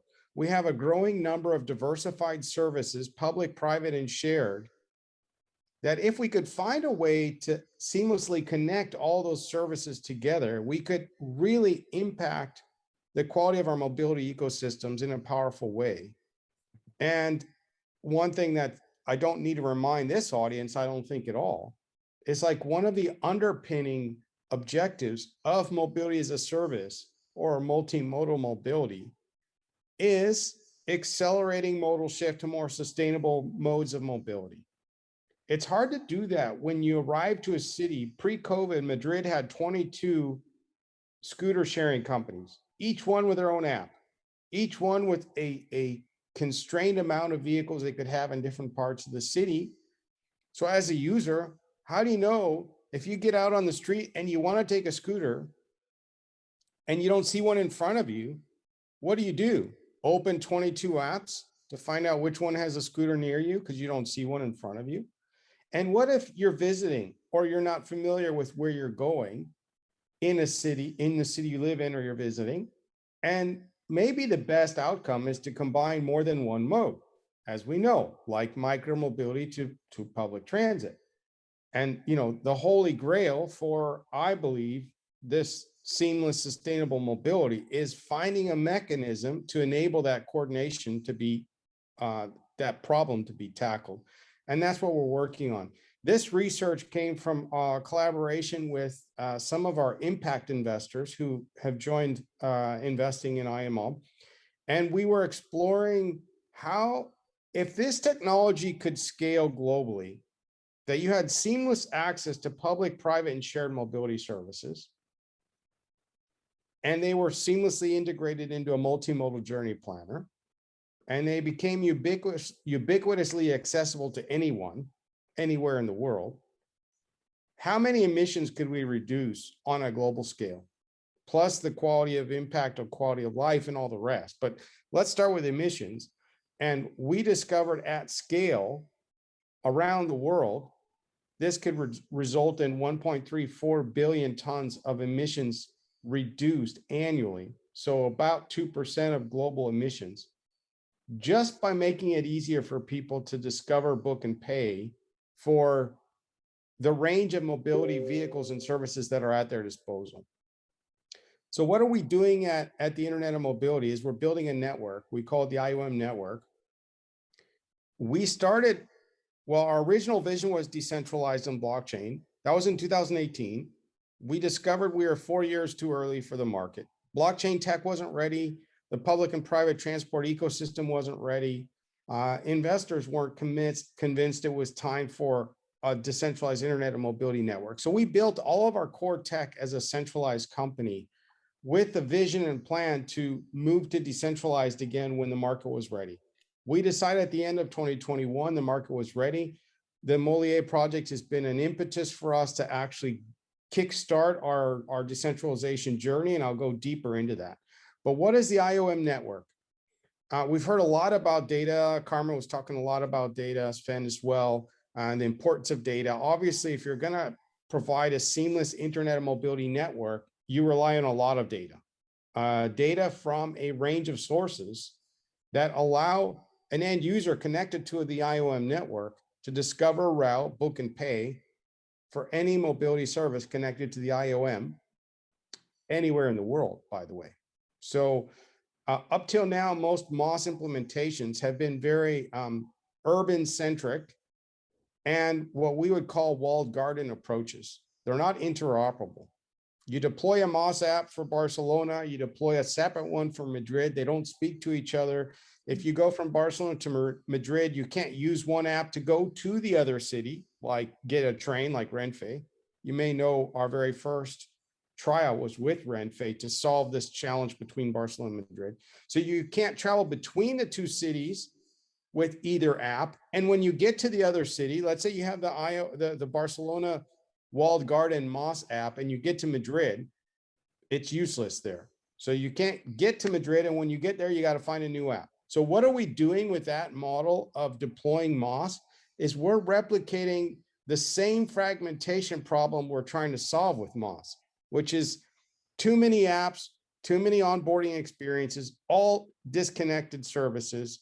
We need to make a way for it to be easy for people to freely roam between and inside cities. And keep in mind, a lot of people, especially in Europe, but in other parts of the world, commute on a fairly regular basis or travel on a regular basis in areas that are not constrained by urban boundaries of the transit authority, right? You have rural people, you have people living in other towns outside of, say, Barcelona, like Girona or whatever. Making it easier for those people to seamlessly move in and between cities is our mandate. We've built what we call modal APIs. Modal APIs allow us to rapidly ingest the APIs of third-party providers, public and private. So micromobility, transit, parking, we will be adding EV charging and other services soon. DRT, we've heard about already. Many other services we already integrate into the IOM network, and they're immediately available to any user of any interface connected to the IOM network. And then the Internet of Mobility is not about offering this direct to end users, but being like a middleware solution or protocol, if you will, that can be used by any actor, public or private, to offer seamless mobility to their user base. So we have these different ways that our clients can access the network. can be an API, which can go to web or kiosk. We just announced a really exciting partnership with Metaverse that can be access the network via the API. We have an SDK, which has all the user experience, UI and UX, so that for an enterprise, let's say a transit agency has an app already, they could take our SDK and insert it into their app and turn it from a transit only app to a multimodal app, leveraging our SDK without launching a new app and trying to get people to download a new app. Over time, we're going to be enabling and supporting other forms of payment. Currently, of course, we focus on fiat, but we will have other mechanisms of payment, including crypto in the future. I wanted to show this real quick. In fact, I added this slide in after when, who was mentioning this now? Laia. Laia mentioned how she believes that the future of our industry is going to be about a more seamless approach to thinking about logistics, last mile logistics, and human passenger mobility. I wanted to show what our last stage in the evolution of the IOM is in our current sort of framing of our future. So we already offer sort of mobility as a service type solutions. You already know that. We're going to be adding EV charging, including peer-to-peer. So you could allow a privately owned EV charger to be part of this open network. Why is that important? If we want to attack range anxiety, we can't only do it with known publicly available charging networks. We have private ones owned by private people that could be accessed by the public if they were made accessible in an open network. Same with peer-to-peer car sharing on our horizon, that private vehicle owners could make their vehicle available to the Internet of Mobility. Why is that important? Because there's 1.5 billion privately owned vehicles, of which they spend 95% of their time parked. Why does that matter? If we can better optimize those vehicles, you buy less vehicles. Research shows 12 to 13 vehicles are removed from the street every time you enable a car to be part of a car share system. And again, the last point here is last mile logistics. If you have an Internet of Mobility network that seamlessly connects public, private, shared vehicles and services, parking and EV charging anywhere in the world, that could also be seamlessly used for last mile delivery companies so that their drivers or their couriers could access whatever vehicle on demand they need to deliver whatever product or service they need to deliver. And as you can imagine, what Laia was implying, there's no reason they have to be completely exclusively independent. You could have someone who wants to access that peer-to-peer car share to go from Sant Cugat to the event you're at right now and discover that there's somebody who has a package to deliver that's right on your way. And if you choose to do that, you get a discount on the car rental, the car share you're paying. That's the future we believe is coming and that we can enable. Quick summary, we've been partnering with Cubic. A lot of you know who they are, global automated fare collection. It's not fully publicly known exactly what we're doing, so I can't go into more depth there. We also have a partnership with Tata Consultancy. We have some really exciting clients around the world, particularly in Europe and North America, some new ones emerging. In fact, as I mentioned just a minute ago, that we're working, we just announced with a metaverse partnership. It's called Next Earth. They're actually the first Earth-based metaverse. And actually, we announced our first partner is Vueling Airlines. And they're going to be joining us in the metaverse, where we can offer more sustainable first and last mile modes of mobility for people when they book airline journeys.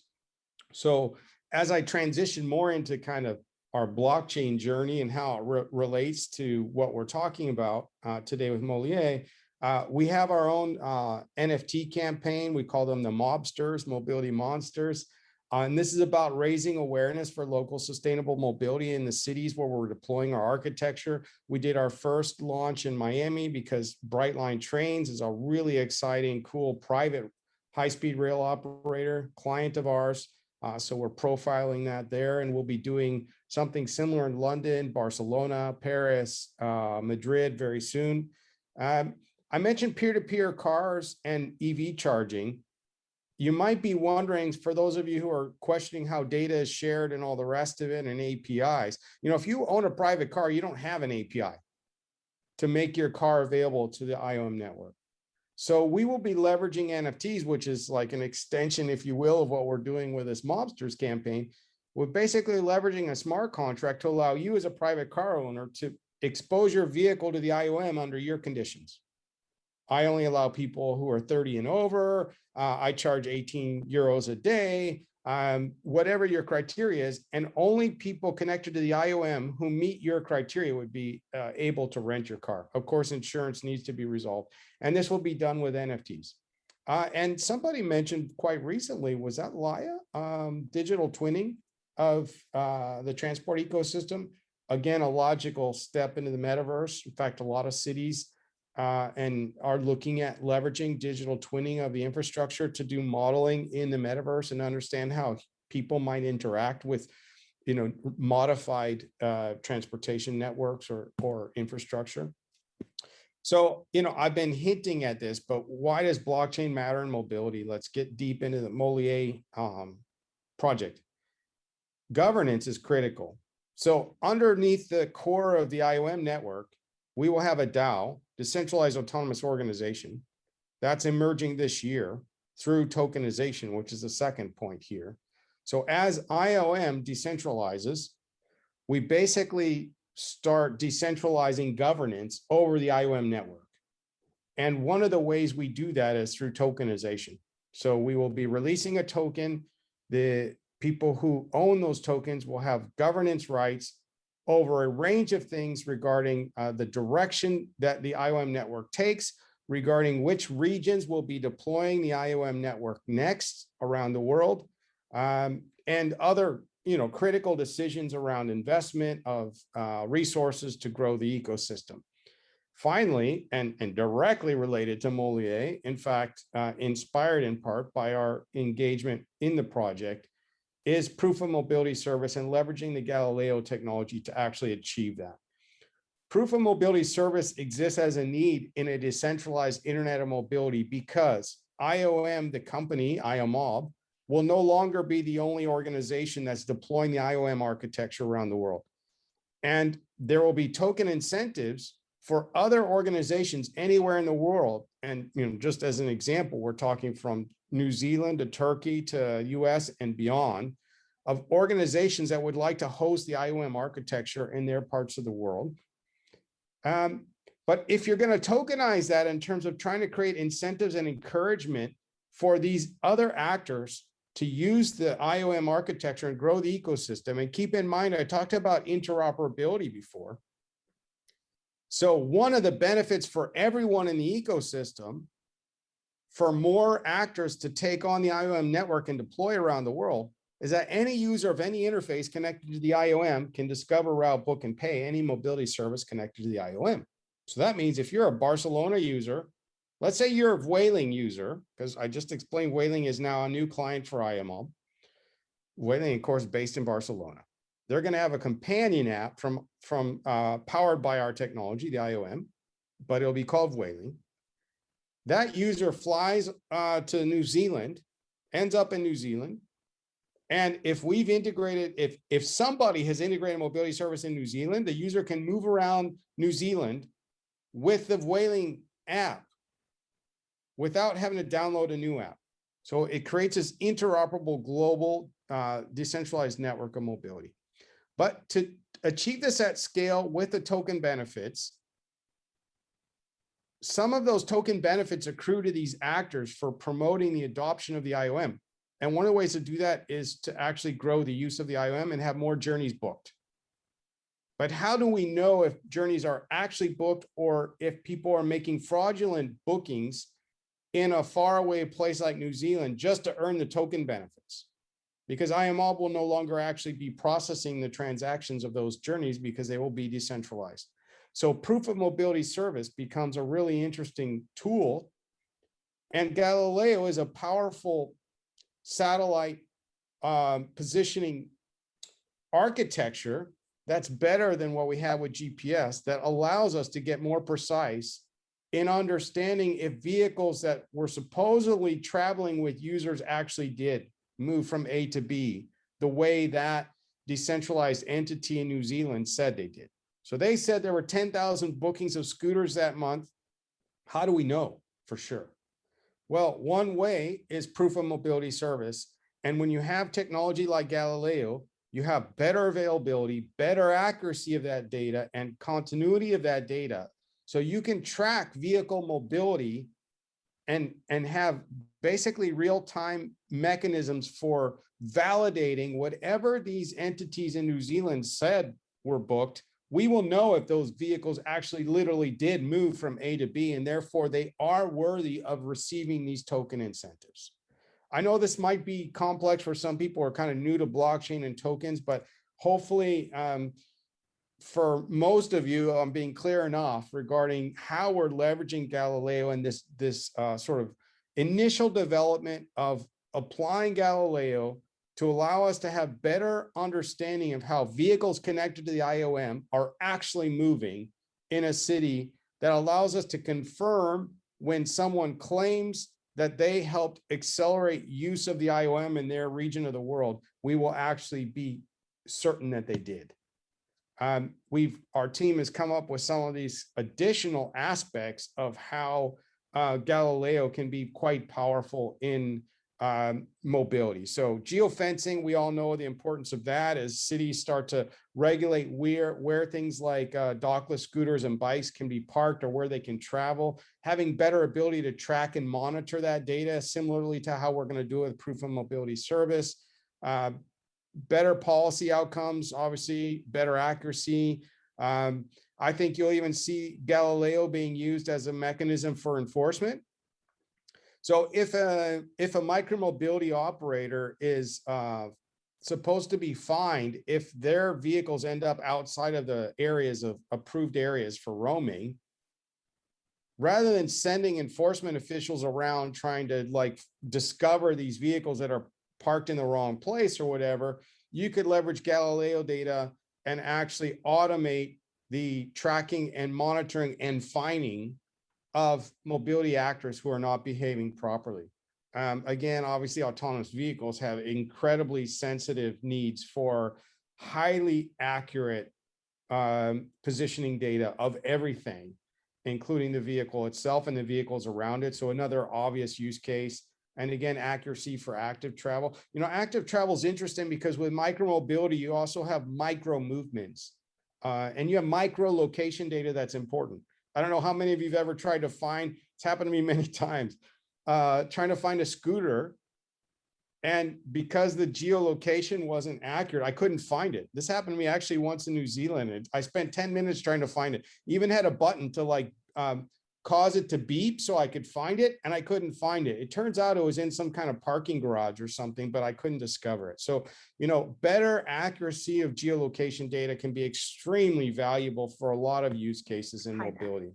Today, I will be showing you Finally, I'll wrap up with this video of when a user wishes to just real quick to share with you what you're watching. This was an interim deliverable we presented for Molière, I think about 6 months ago. And it's voiceover by one of our team, Jessica. And I believe you'll be able to hear her audio. Hi there. But Today, I'll be showing. You have just half a minute left. Yeah, this is it. The user experience of when a user wishes to discover, book, pay for, and ride an electric scooter, all within the Molière app. First off, we must allow the app access to this device's location. Accurate geolocation is essential to providing an optimal service, hence why we are partnering with Galileo. Let's head to Sweden. Here you can see the vehicles by modes are represented on the map. As we zoom into the Malmö region, for example, the locations get more and more accurate until you are able to see the vehicles on an individual basis.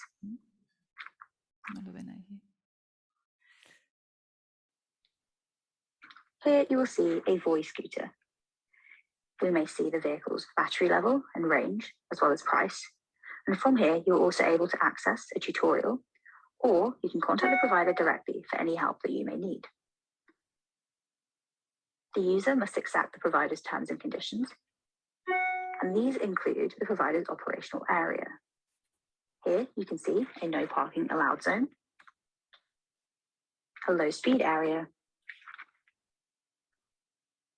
and if we zoom in further, you can also see preferential parking areas.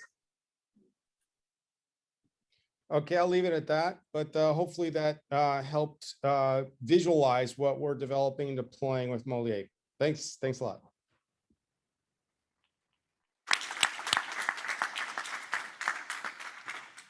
So thank you, Boyd. As I don't know if my mic works, I do it from here. Our next speaker is also via Zoom. It's Daria. I beg you to stick to the time, please. So Daria Kuzmina is an R&I project manager in Urban Rail at UITP. And next year we will have here in Barcelona the great UITP convention. She has over 7 years of work experience in project management and the mobility sector. Daria will speak about data for public transport, data exchange standards and models. Please, Daria, go ahead. Thank you. Hello, everyone. I'm really happy to be here in Barcelona, even if it's just virtually, and I hope to attend UITP Summit next year. Just to confirm that you can see my slides, that it's okay that you hear and see me.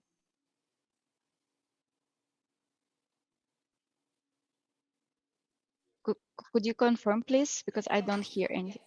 Okay, perfect. Thank you.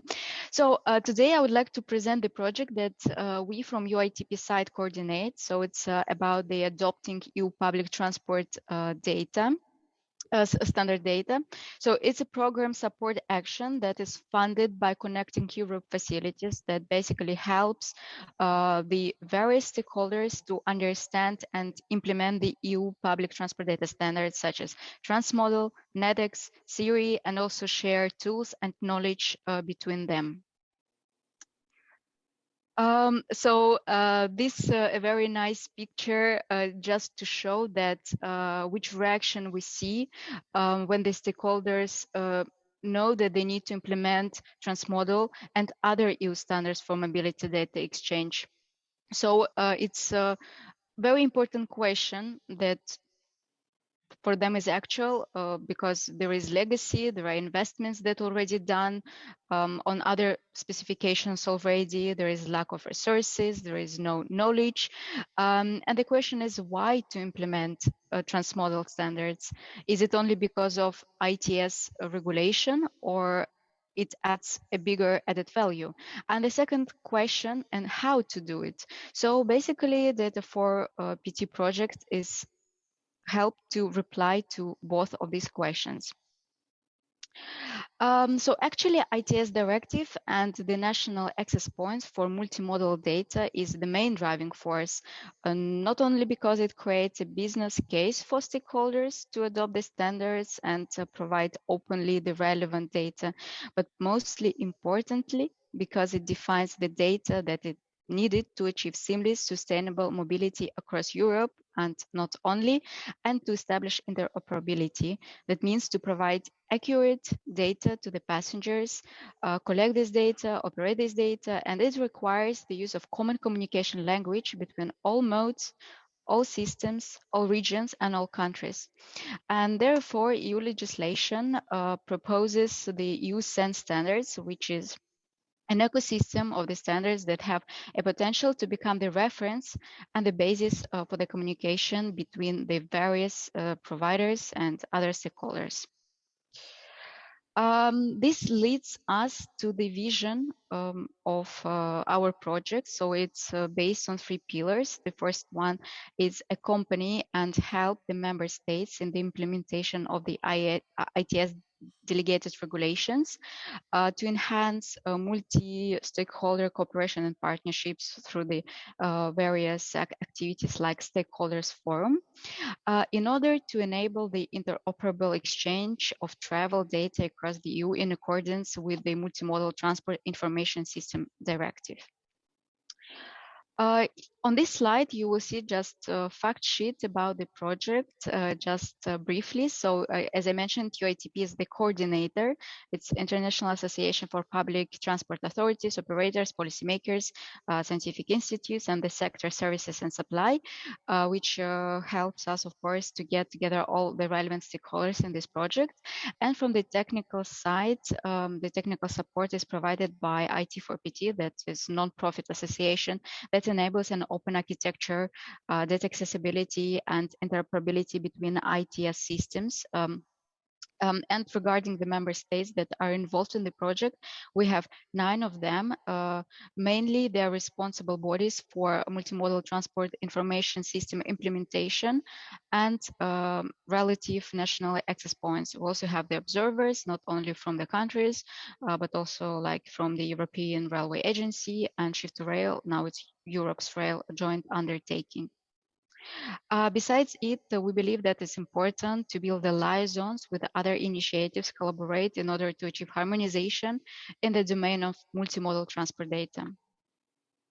So, and what is the project is about? So, of course, first of all, it focuses on the provision of the training and the knowledge base and technical support to the stakeholders. It's the technical support is about provision of the validation tool and other tools in order to achieve the understanding how the EU standards works. The third pillar is exchange of the experience and best practices through the stakeholders forum and other activities. And the fourth one, what is to expect after the project, how to organize the post-project sustainable support to the member states in order to achieve the good level of knowledge of the EU data standards and how to use them. So the trainings, I will just go briefly that it's the public available trainings that and webinars that were organized. There's also some specific closed webinars that very narrowed down to a specific topic and focused to specific member states. There is also a knowledge base with a lot of information regarding the standards and how to use some guidelines, the technical database, or in other words, the wiki page with all relevant information. And besides it, the Data4PT project is focused on the accepting the technical requests and the requirements, requests for if someone doesn't know what are the EU data standards are, mobility data standards are, and how to use them. We also organize very precise, concrete support like training to these organizations. And one of the recent achievements that we had is the delivery of the validation tool that helps to check the quality of the NATEX files. So basically it checks whether, so it's an open source tool for the NATEX, and also there will be for Siri datasets validation. So it's an open tool, open source, that checks the quality of data, how it's accurate, whether it can be understandable by the other stakeholders. Besides it, we also help with the delivering EU minimum profile. So profiles facilitate implementation, ensuring interoperability. A profile is a subset of full data exchange format. So it focuses only on what is needed in a specific context. It fills the small gaps voluntarily left by the standard. Besides it, we also try to improve the standards and provide the proposal for updates that aims to support the evolution of EU standards, gathering stakeholders' needs, because we are the ones who had the link between the stakeholders and CENILEC, to systemize the management of requests received for the further improvement and development, establishing an efficient process. And we also organize stakeholders forum each year. So the next one, the third one, is coming soon. We're deciding on the date, but mainly they are focused on the dissemination on what is the EU standards, data standards. For example, the last stakeholders forum was focused on multimodal travel information services legislation. And it helps also to understand what are the questions from the stakeholders who are not really familiar with it or try to implement it. Just to summarize, we expect 4 outcomes of this project so that all relevant stakeholders, public transport operators, national access points, and authorities know how European data standards work, that they are confident in using them and creating and sharing standardized data, that the data flow between the data producers and consumers are optimized, that the national access points are useful for stakeholders, that they are accessible with the quality data across Europe, and of course that there is delivered post-project sustainable support in order to help the member states to deploy the EU data standards in their countries. So I tried to be short because I know of the data of the time that were a bit late. Thank you for your attention. There are some links provided. There is also my email and email of our technical partners. So I will be happy to answer your questions if we will still have time for it. Okay, thank you. Thank you very much. I will make it quick because I know there are some time issues, and we have another presentation. Please make it perhaps also like a little quicker than you planned it. So from Jim Attes and Ignacio Oliva. Ignacio Oliva is a technical engineer in computer systems and holds a master in blockchain technologies by the Polytechnical University of Catalonia. He currently works in Digital Innovation Management Office as product manager in the area of blockchain technologies for the EUSPA Foundation, a research and innovation center that promotes R&D and I activities in the field of advanced internet architectures, applications, and services. His colleague Jim Attes is Senior Innovation Manager at EUSPA and holds a degree in political science. He is more than 12 years of experience in management and consulting of innovation projects covering a variety of technologies in the sector. Please.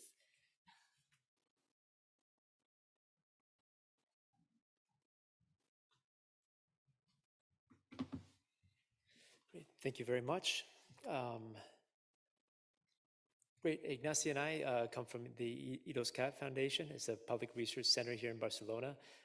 It started out focused very much on network technologies, but now has branched out to a much more holistic vision of digital technologies in general. In this presentation and in this context, we're talking from the expertise of data infrastructure and blockchain.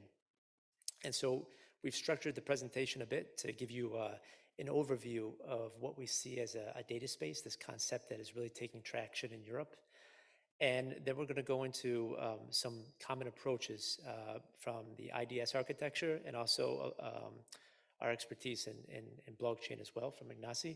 And then we're going to go a little bit into what we see as a call to action and next steps of the formation of such data spaces in a regional, national, and European level. And so I'll be very brief with this. It's a lot of context to take in, but we've kind of created this in a nutshell within 60 seconds or so. So a data space is really a distributed infrastructure between actors of the same value chain or between value chains, and it creates a trusted environment for the exchange of data and the creation of new business models to drive it. And so you see on the bottom here, on the slide, we started much with this classic centralized concept of data sharing within a central infrastructure, a cloud as we see it. Oh, I lost my view here. And then we've branched off to a more distributed model where this is a peer-to-peer connection between actors of the value chain. And so it's a direct exchange between them and other platforms, other endpoints in the architecture. And so why do we need this? Well, we've heard about this data-based economy, but we really do have some reservations about it. I think everybody feels like this. It's also why Europe has become a leader in areas such as data privacy and the GDPR. So we have the privacy concerns, especially when it comes to identifiable user data. And we also have concerns in the value chain about sharing competitive data between us and for B2B sharing scenarios. And then, of course, there's the lock-in concerns when it comes to portability, the your ability to be able to take your data and bring it elsewhere, and also interoperability between platforms and infrastructures. And so the data space concept offers, at the core of its value proposition, a usage control. So not just access control, but the ability for the data provider to really define exactly how the consumer, meaning like an application or platform, is going to be using that data, whether it's limits to the time, limits to the specific attributes of the data that's being used, or the processes that are going to be taken forward with it. And so this creates an ecosystem built for trust, security, and data sovereignty. This term that really means that you, as a data owner, you always have the transparency of knowing exactly what's being done and what's being done with your data and where it's being done. And it also lowers the barriers to interesting business models for data sharing that have been possible up until now because of those privacy concerns and competitive nature between actors. And so this data space aspect has gotten a lot of motion, particularly on the European level with GAIX, the standards bodies such as the Industrial Data Space Association and FIWARE, Big Data Value Association, et cetera, and also on the European Commission level. And in fact, a dedicated hub for GAIX and data space development in general has just opened up as a new association in Spain on the national level. And in Catalonia, we have a growing capacity of not just understanding data or mobility data in the context of this event, but also the ability to implement such distributed data infrastructures. And so bring it to the context of this event, when we think about creating a data space, we have a large ecosystem here in Catalonia of different the actors in the value chain. So this is not just to public data infrastructure, but also urban planners, logistics operators, and also coming from data that isn't necessarily directly from mobility, but accompanying data such as weather conditions or geolocation data, as we've seen in some of the past presentations. And with this ecosystem of data, we look at different approaches of how we can do this. So this is an example from the International Data Space Association. In fact, I got the name wrong here. That's their old name. It came from the Industry 4.0 context, but now it's branched out to different domains. But I just want to highlight a few components here. So you can see that this is really establishing a direct connection between what you see there as the data provider and the data consumer.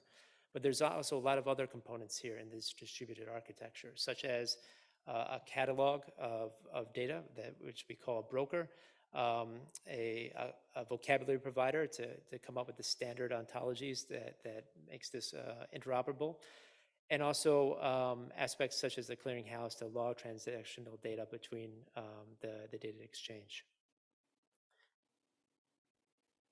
And such architectures and approaches have been used for a few lighthouse projects here in Europe that we think provide inspiration to create something here in Catalonia as well. So we have the mobility data space in Munich. This is taking the stakeholders we talked about before, the actors in the value chain of whether it's automotive, OEMs, or mobility as a service providers, micromobility solutions. They're bringing it together with a common architecture with some of these services I talked about before, about a common catalog, a common architecture, a common architecture, or a common approach to defining usage policies between them. On the right, we have another big lighthouse project called Catalan Givernemnt. So this is really a mix between mobility and also an integrated supply chain in the automotive sector. And it's gotten a lot of traction from the German automotive sector. But this is something that is seen as quite a good potential on a national level here in Spain as well. And so my colleague Ignacy will now focus a bit more on the blockchain approach. Okay, thank you. Yes, I have a big challenge because I need to explain the role of blockchain in data space in less than 5 minutes, okay? Okay. Wow. Okay, nowadays, valuable data is the key to adding value to service, okay? Mobility service provided by multiple agents, providers, based on the value of the data. There is a need to provide one shop for mobility service. The required mobility data spaces in which providers interact with each other. Okay, the desired features of this framework are transparency, sovereignty, trust between participants, and security.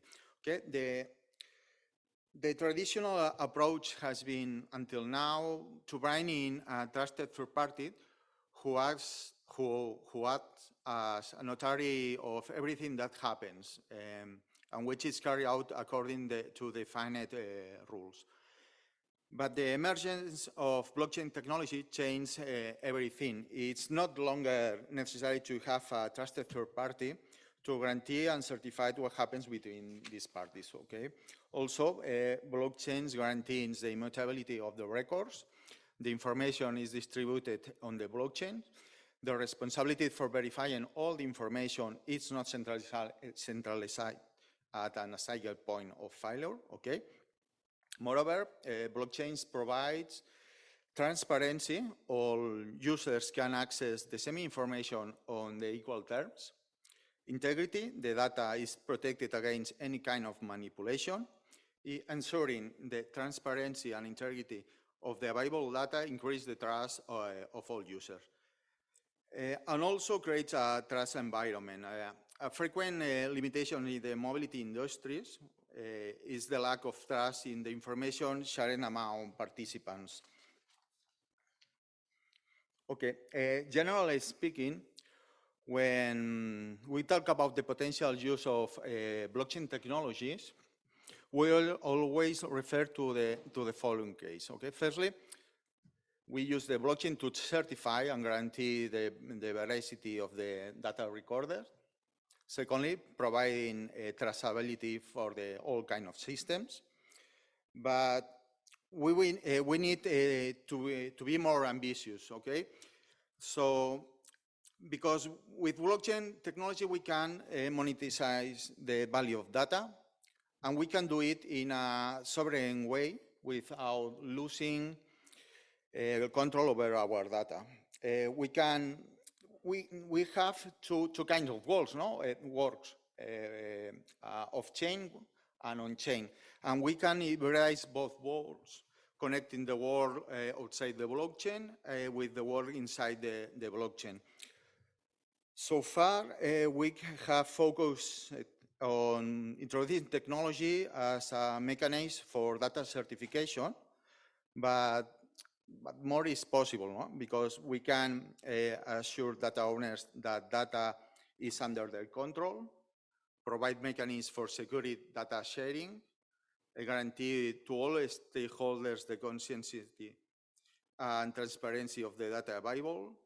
And finally, we provide a self-sovereign identity in these ecosystems.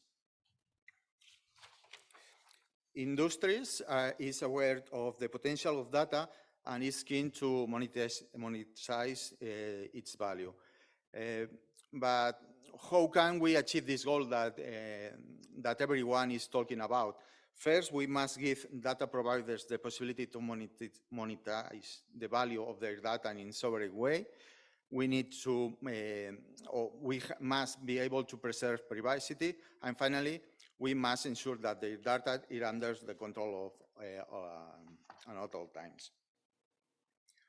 Okay, using blockchain technology, it's possible to achieve these objectives.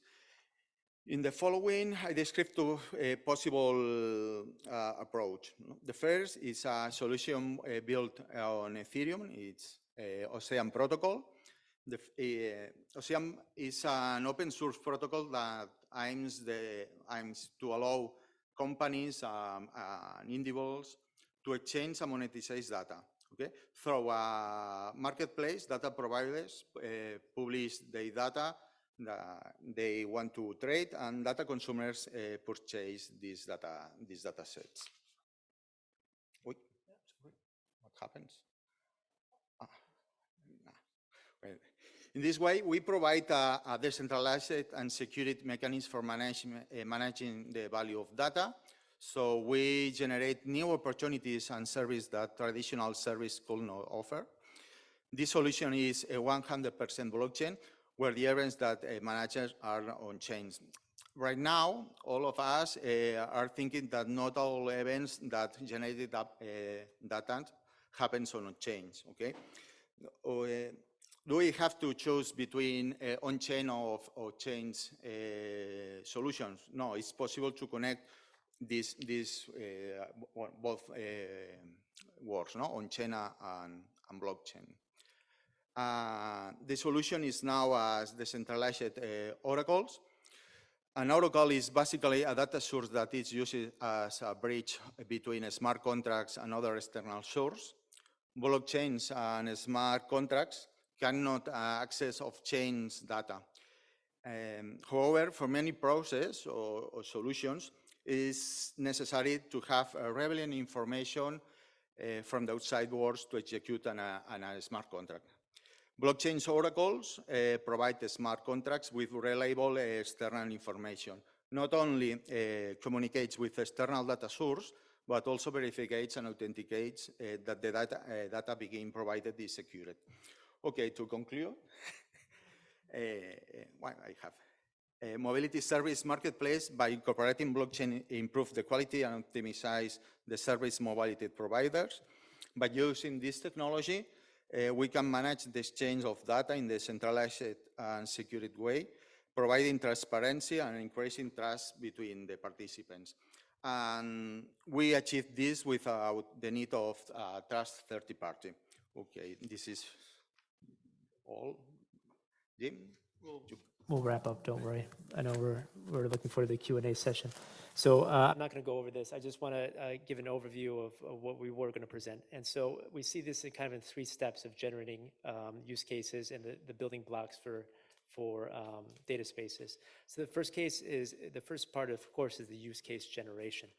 And to identify the needs on a data level, on a business level, and also to define the constraints that need to be overcome with these approaches that we taught before.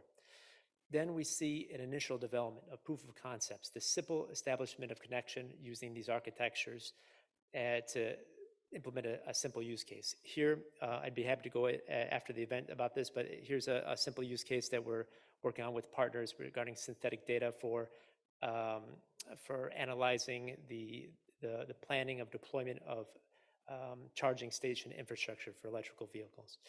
And then once we have the initial proof of concept, we can really start deploying, evolving that use case to implementing these common services between the data space, such as the catalog, transaction log, the data app services, and also the usage policies that really form the value proposition of these data spaces to start with.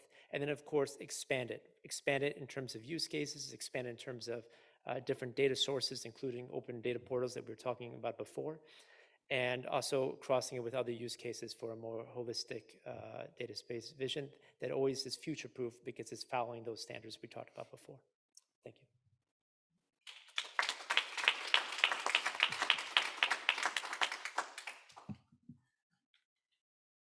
So thank you very much. I don't want to skip the Q&A session, but I know that our host, Mercè Crosas, has a time issue, so I will give her the floor. She is a Catalan researcher specialized in data management and open data. Since June 2021, she's a secretary for open government of the Department of External Action and Open Government of the Generalitat de Catalunya. She has a very impressive background. She holds a degree in physics and a PhD in astrophysics with a pre-doctoral and postdoctoral fellowship at the Harvard-Smithsonian Center for Astrophysics. She has spent most of her professional life at the Harvard University, first as an astrophysicist and research program engineer at the Harvard-Smithsonian Center for Astrophysics, and later as a director for data science and technology at the University for Quantitative Social Sciences, and as a chief research data management officer at Harvard University. So please welcome Mercè Crosas.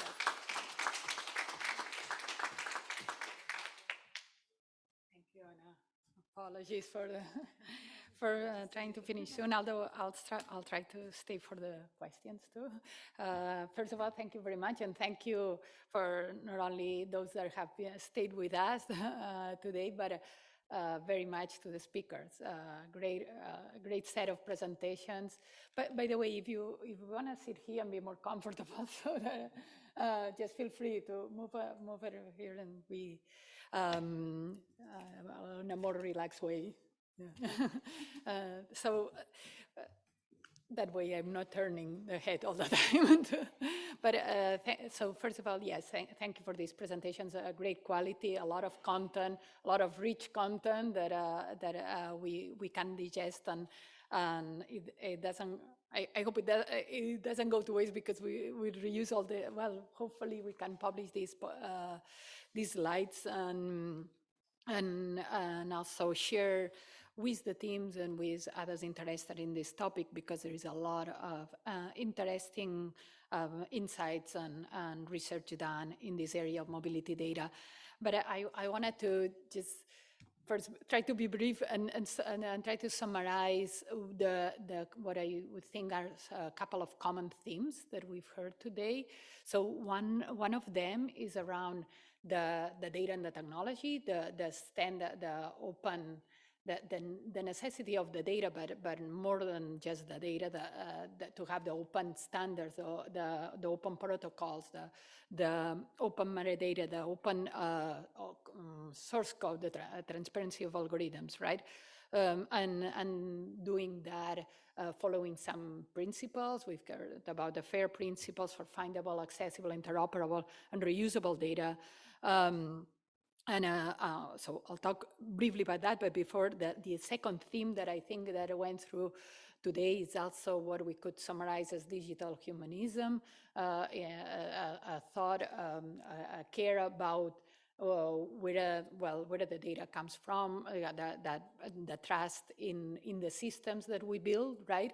The protection of the data, the purpose of using that data, right? And all these, we can think of it as having managing these projects with the citizens in the center of the projects, even though we leverage data and research as much as possible, but always considering the citizen-centered governance that in some way is what connects very much what open government is,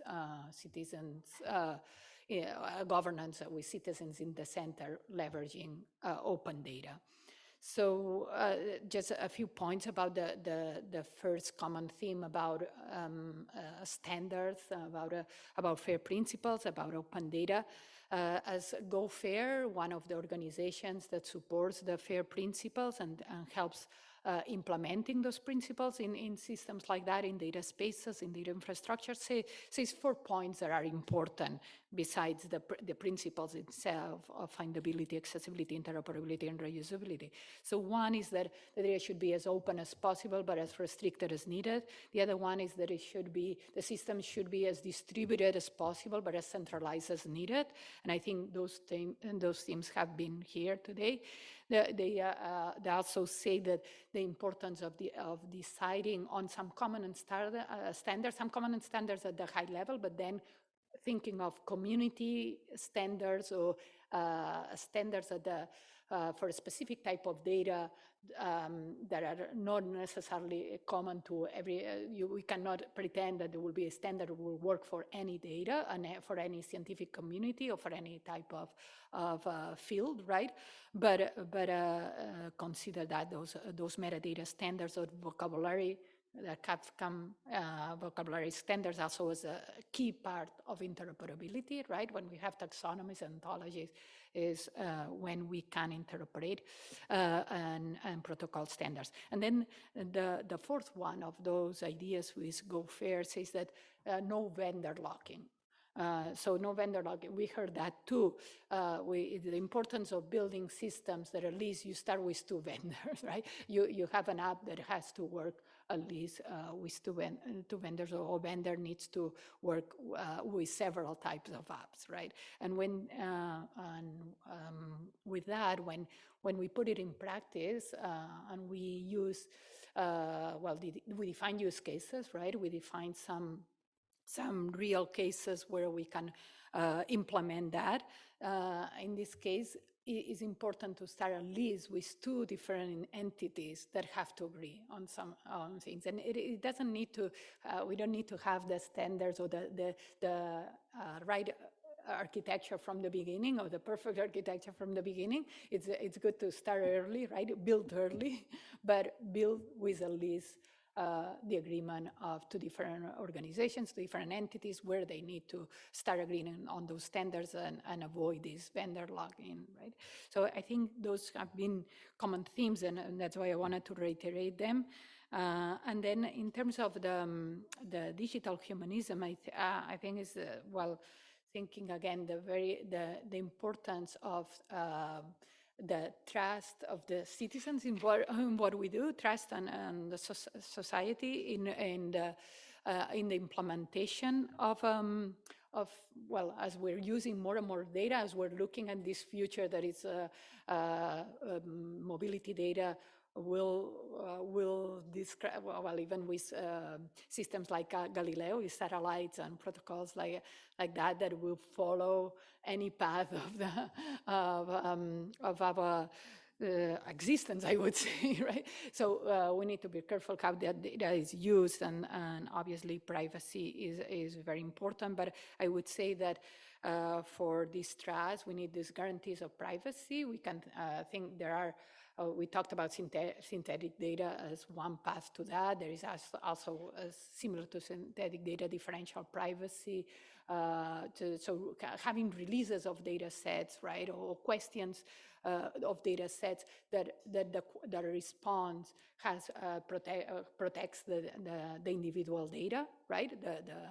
The information that you share protects the data, but it still has some utility. Now, obviously, you cannot lose that utility of the data.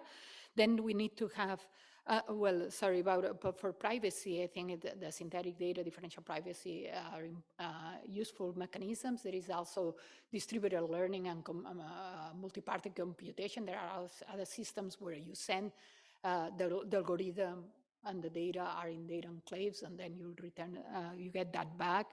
And there is also the thinking about, when we think about open data, we don't necessarily, or fair data in particular, we don't necessarily say that everything is open. We maximize openness, but sometimes the metadata are open, but the data have to be restricted, and we want to define some levels of sensitivity to say what is the type of protocol, what is the type of mechanism that works better depending on those levels. And then the other guarantees that you need for this trust from citizens are guarantees on the use of the purpose of the data, the usage of the data, right?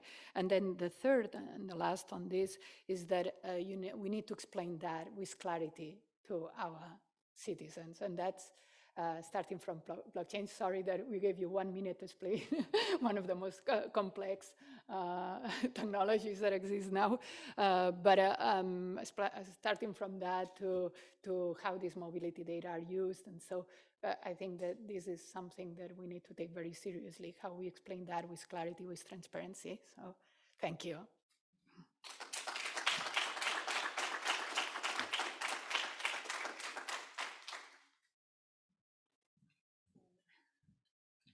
Thank you very much for your words.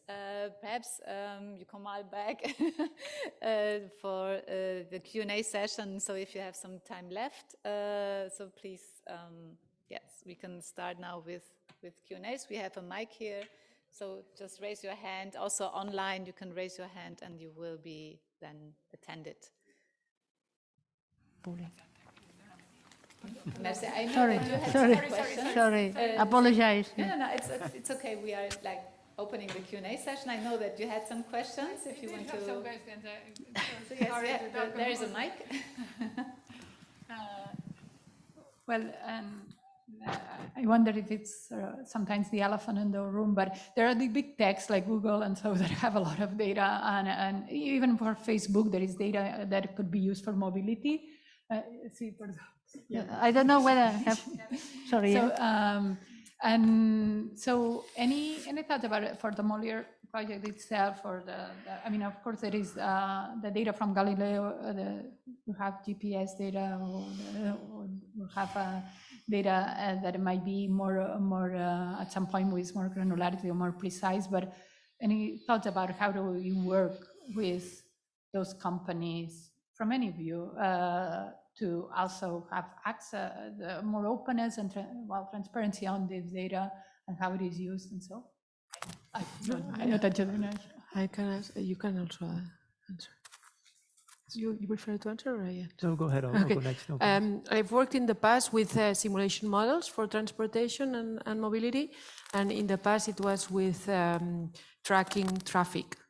Today, most of them are done fusioning different data sets or data sources.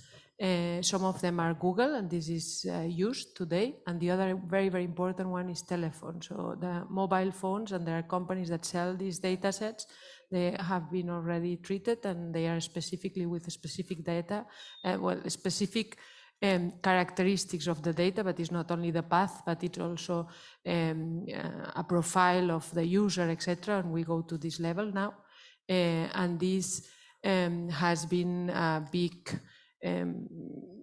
let's say, a big development in the in the inputs for these models. I remember when I was doing my PhD back in 2005, this treatment of data of mobile phones was done by one company in the world that was in Tel Aviv. And today it's done everywhere. So at Carnet, we do have one company that it's in Madrid, and they treat it. So their core business is getting data from different telephone companies, mobile devices, most of it, and treat this data and sell it depending on the customer to input this data for models. So yes, this is being used. Are you willing to make it more transparent, or is mostly? It's anonymized. Okay. Everything needs to be anonymized before, and there are a couple of contracts that are signed within the process. For a specific purpose, exactly. Always in the research field, and then when you go to business, then this is the, yeah. This is my experience. So Jim, I think you wanted to say something about. Thank you. Answering in the same line of questioning. And so the concept of data spaces, whether it's EUSPA or GAIA or these various initiatives, is really to lower the barriers for data providers to participate within the same value chain or with others. And so it's an alternative to these large data lakes or these large conglomerate of one large entity with hoarding all the data. We can come up with these distributed models where, coupled with this proprietary data and also open data, we can integrate to come up with these use cases. So it's pulling the resources of many providers instead of depending just on one. And then we mentioned GAIA before. Beyond the data space concept and vision, it's the long-term goal is to come up with a federated layer for the cloud providers of Europe, even the foreign cloud providers participating in Europe with business. And so really this goes into what you mentioned earlier about to avoid the vendor lock-in. And so not just interoperability, exactly. So portability as well to ensure that end users and companies can take their data and put it into a competitive provider, essentially. Thank you. So thank you. Any other question? I have more questions, but so please go ahead. Well, maybe I have a question for Karma, because when in one of your slides you were, proposing several topics for data or further steps for data to work on, and there was a point that I would like to have further, explanation, if you can, regarding security in public transport. This has to do with I don't know exactly what you mean. Well, I think this is a very good point. I think this is a very good point too, because I thought that I wasn't able to explain properly what I was meant to say. We have to think that the transport or the mobility for the future is multimodal. Yeah. It's about making it appealing for the customers, for the travelers, for the passengers, to go into multimodal. And one of the pain points in this multimodal chain is the exchange between modes. In this exchange between modes, there's a point of insecurity for the end user, a point of insecurity because at this leg or at this future leg of the journey, maybe there is no security that this service, that the service would be available, or would be in good condition, or would be in good safety environment. So we have to point to these specific kinds of interfaces where there's a lack of responsibility, or at least it arises that some lack of responsibility from the service provider is to be filled. In another kind of context, when we speak about security, we speak about also about cybersecurity. We all know that I don't exactly remember in which car manufacturer the hacking has been having a very awful effect. Whether when we have learned that some automatic automate cars have been able to be managed remotely. So we have to mix these kinds of concepts in regard of security, because data is what will be used for making decisions. So if we cannot preserve this security, this accuracy, this reliability on data, we are at a weak point that we cannot assure, that when we cannot work by. And this is really crucial in the transport and mobility sector, to assure that this data is available to take decisions from. This is very important, because we are speaking about digital transformation, and digital transformation is about making decisions through data. And this is one thing. And the other one is how this trust that you so excellently summed up before, this trust is being delivered and is being assured in every service that transport and mobility is delivered to the end user, to the operator also, because when you spoke about how blockchain could be disrupting or could be giving more transparency in the managing of the transport, I'd like for another occasion to discuss about that, because in my own understanding, and I think taking reference on what you already said, not all the data is available to be managed through a blockchain concept. I think we have to bear in mind that technology has to be able to solve the problems, not to arise other issues that will have to be solved. And for instance, as a very small reflection, we are very much thinking of entering and having a frictionless experience at accessing mobility or accessing public transport. And this is not a one-shot transaction. Normally one knows where he wants to reach, which point one want to reach. And this is something the system is not able to know beforehand, because we enter at this point and maybe we are deciding to get out of the bus in a point where the system is not going to be able to know. So this is one thing, that the FAIR systems as they are now, in my opinion, are difficult to be managed by a blockchain technology. And this is not a criticism, it's only a kind of detail for me to give the idea that this digital ecosystem must be put in place in order for us to be able to cross ideas and see how technology and how harnessing the technology will be able to resolve, to address the issues that we have already, and to fill with the new use cases, and that we have the ability to take advantage of these new cases, these new kinds of connectivity and data fluxes that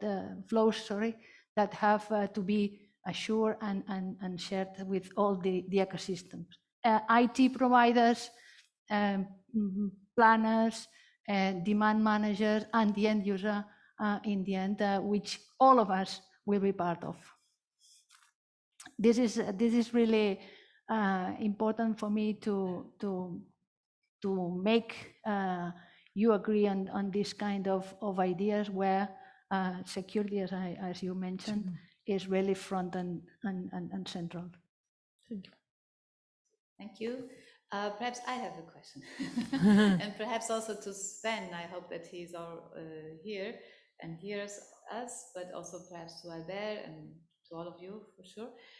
So my question will be, apart from having these hyperscalers and what we just discussed, is about culture. In Europe, we have so much different cultures.